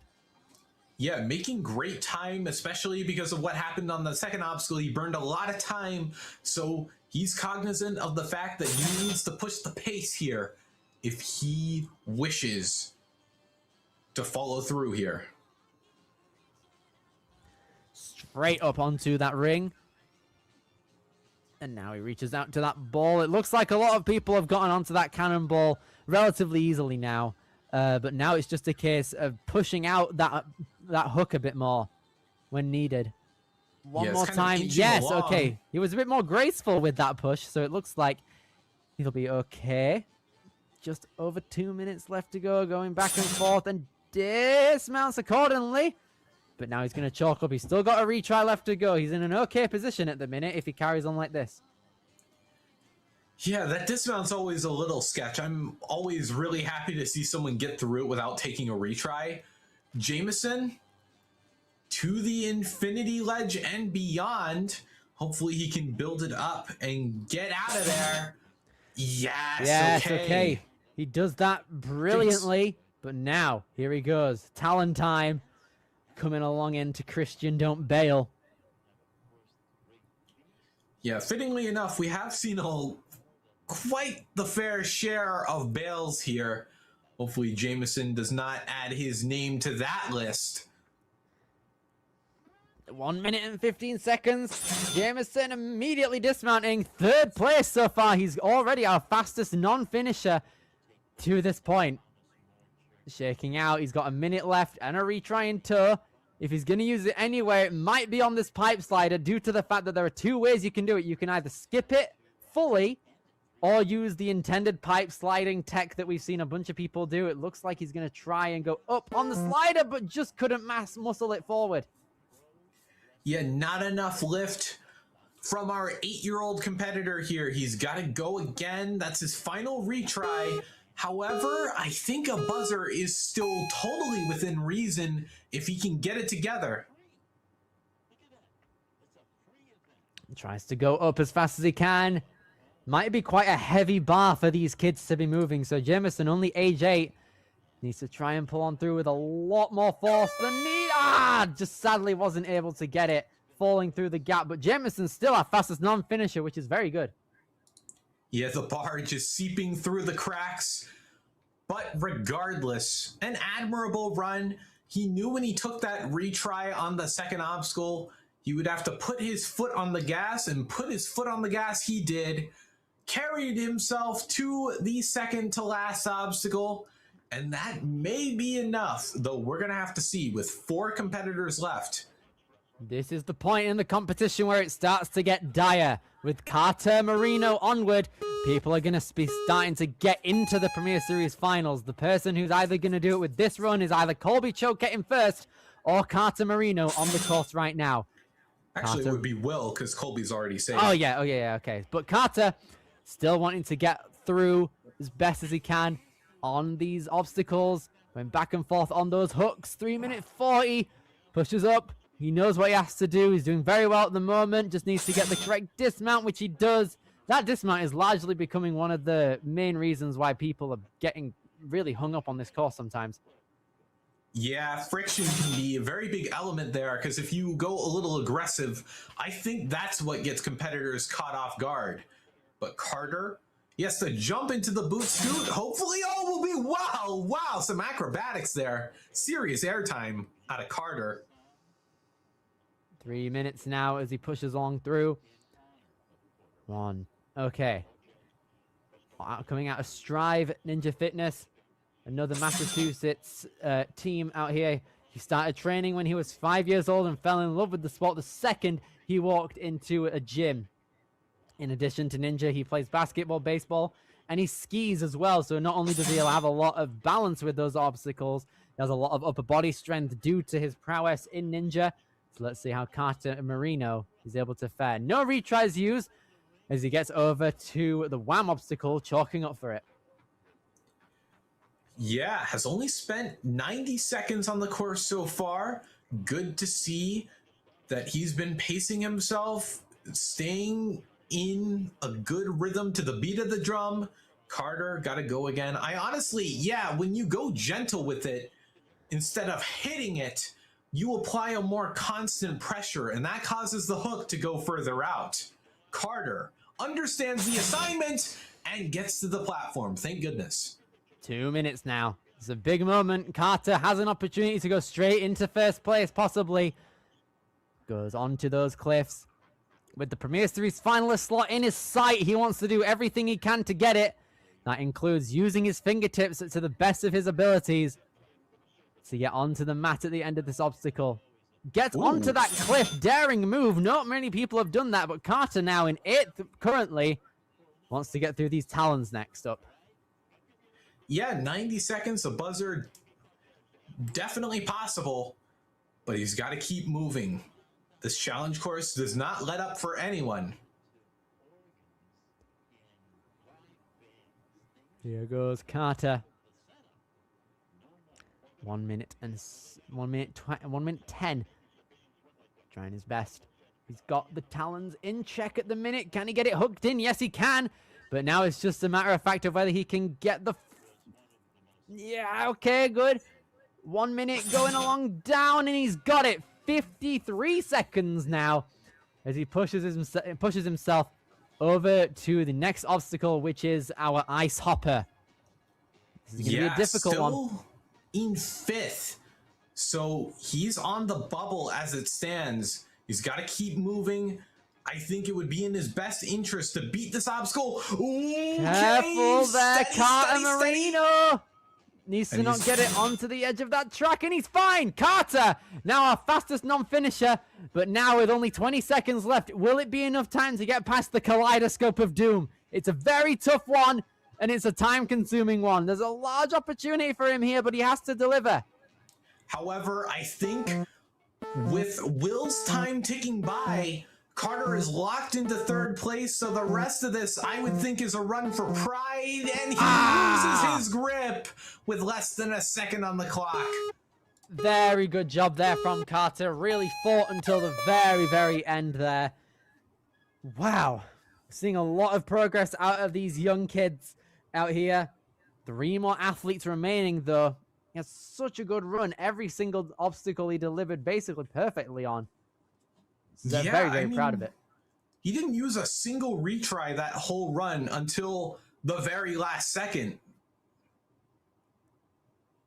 Basically, yeah, within the last second, it was labeled as a retry, but because he only had about 0.7 seconds left on the clock, that is what caused him to ultimately go out. But now, 3rd to last, we have our Canadian representative for the day. It is going to be Achille Minio coming out of Granbury, Quebec, out here on the right side of Canada. So let's see how Achille is going to be able to fare. Yeah, Achille, our lone representative from the land of the Maple Leaf. Of course, Fitset will be having a competition not too far in the wayside, but Achille in the here and now. Oh no! This is the dismount. No. Right. Okay. Unfortunate. It seems like even if you're one of the fastest people on the placement course, it can still take you out if you're not careful. So Achille really needs to be careful. Second time around here. Reaches up. Wants a massive backswing to persevere through, and he has not got it straight away. Oh no! Achille! Are you kidding me? Oh mate, that's so unfortunate. He was so good on the placement course, but he's sadly down and out here. Had a very, very close call there on that dismount, but that very unfortunate. Wow, I did not expect that, sadly. Wow. Yeah, my jaw is on the floor with that one. We are now down to our penultimate competitor, just like that, representing Action Athletics. Ooh, and that does mean Carter is guaranteed to move on. Levi Lorth, though, up on deck right now. Levi Fourth? Or Levi Lorth, even. Coming along through now, 3 minutes and 50. Hoping to go 4th. Very well on this course here. Here he goes. He's got 3 minutes and 40 seconds as he pulls along back. Coming out of Sharon, Massachusetts. Wants to get that dismount straight away, which he does. Yeah, always leaves us hovering in suspense. But Levi, undeterred, no retry spent, no harm, no foul. Just about gets that dismount. Looked a little sketchy, but I believed in him. So here we go. Gets the dismount on that boot scoot. Lovely to see coming along into Chicken Little now. Grabbing that ring immediately. Keeping that momentum just until it stops. They're pushing across. Oh, but just let it slip from underneath him there. Gonna have to take his first retry on here. Yeah, the hook evades his ring. Let's go again. Levi. Gotta be brave. Unlike the title character from Chicken Little, actually. Oh no! Levi, what? Bro, that was unfortunate. What just happened?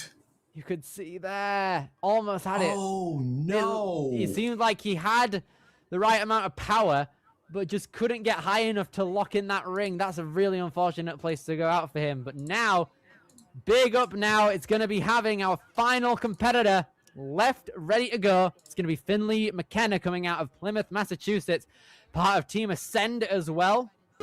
It's going to be a big one here. He's competed 16 times throughout the season, got the fastest time on the placement course, and hoping to get first place here today. Yeah, Finley, we know what he's capable of, can do some crazy acrobatics when it matters on a placement course. But will those same tools of the trade carry over when it matters here on the challenge course? 3 minutes and 35 seconds as he pushes up diagonally. Oh, I like the matching that he did in the middle of that, saving a couple of precious seconds. But how is he going to fare on the move up onto this boot scoot? Immediately thrashes down and he's through it.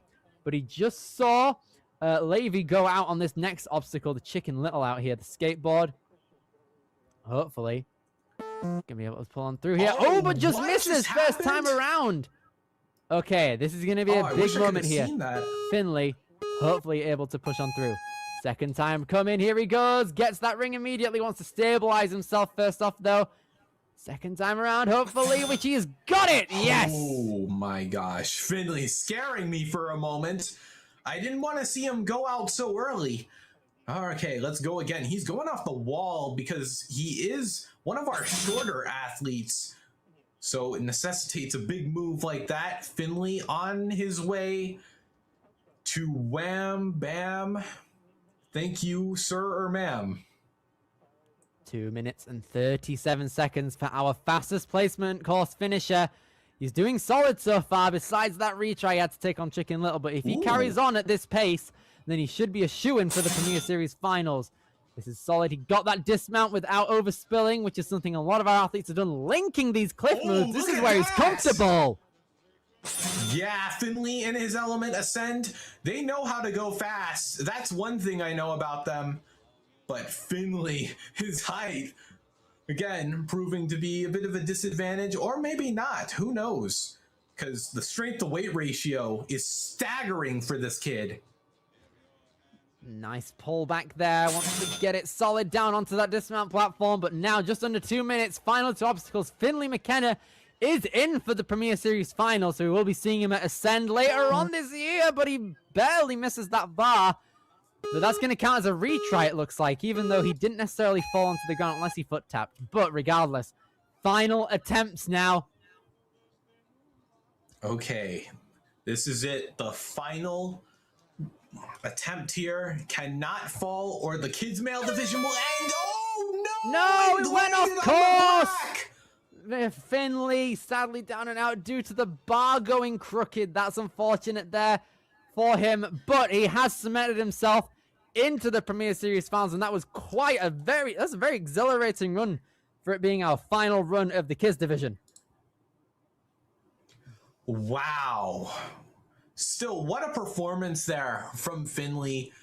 He did what he needed to at the end of the day, and that will put him squarely into fourth place. So what that means, Colby's spot will be relinquished down to fifth place. So our Premier Series finalists are going to be Jameson, Finley, Carter, and Will.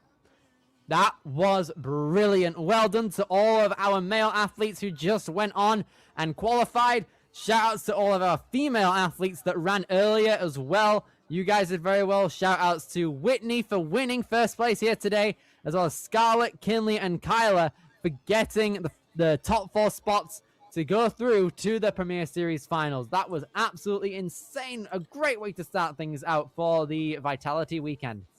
Now, I will say that I'm pretty sure Kyla also qualified. So what that means is that Clara will be given a spot as well. So good for her. Happy days all around for these guys and girls out here.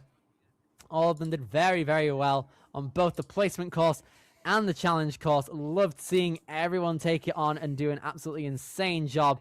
And then, of course, we had our first place finisher go absolutely insane on that course. One of the chokettes coming along through did absolutely brilliant on that one. I was about to say, Colby had a bit of a misstep on the placement course, but ultimately, the placement course has no direct bearing on if you qualify. That's the big moral of the story here. It can help, but it certainly doesn't seal the deal. Indeed not. You still have to push on through insanely hard to get one of these top spots in the Premier Series finals, but that's exactly what 8 of our kids have done today.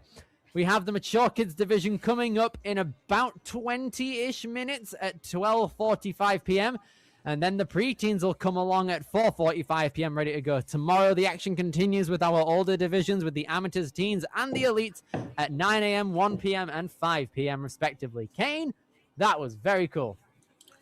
Yeah, the youth divisions never cease to amaze. They always perform at their very best, which I guess is to be expected because when you are a kid trying to do sports, being an aspiring sports superstar, some go for the baseballs, some go for the basketballs, but some go for ninja, and they are very dedicated. So special thanks to all the coaches, all the ninja gyms, and especially all the parents who make these kids' ninja dreams reality. Absolutely. They cannot go amiss. Everyone involved with these competitions, massive shout outs to everyone in every single aspect of it. Thank you guys so much for watching. Cannot wait to see what is next from Kane Malden and Billy Dixon, being your commentators for the kids, and we will see you in a bit.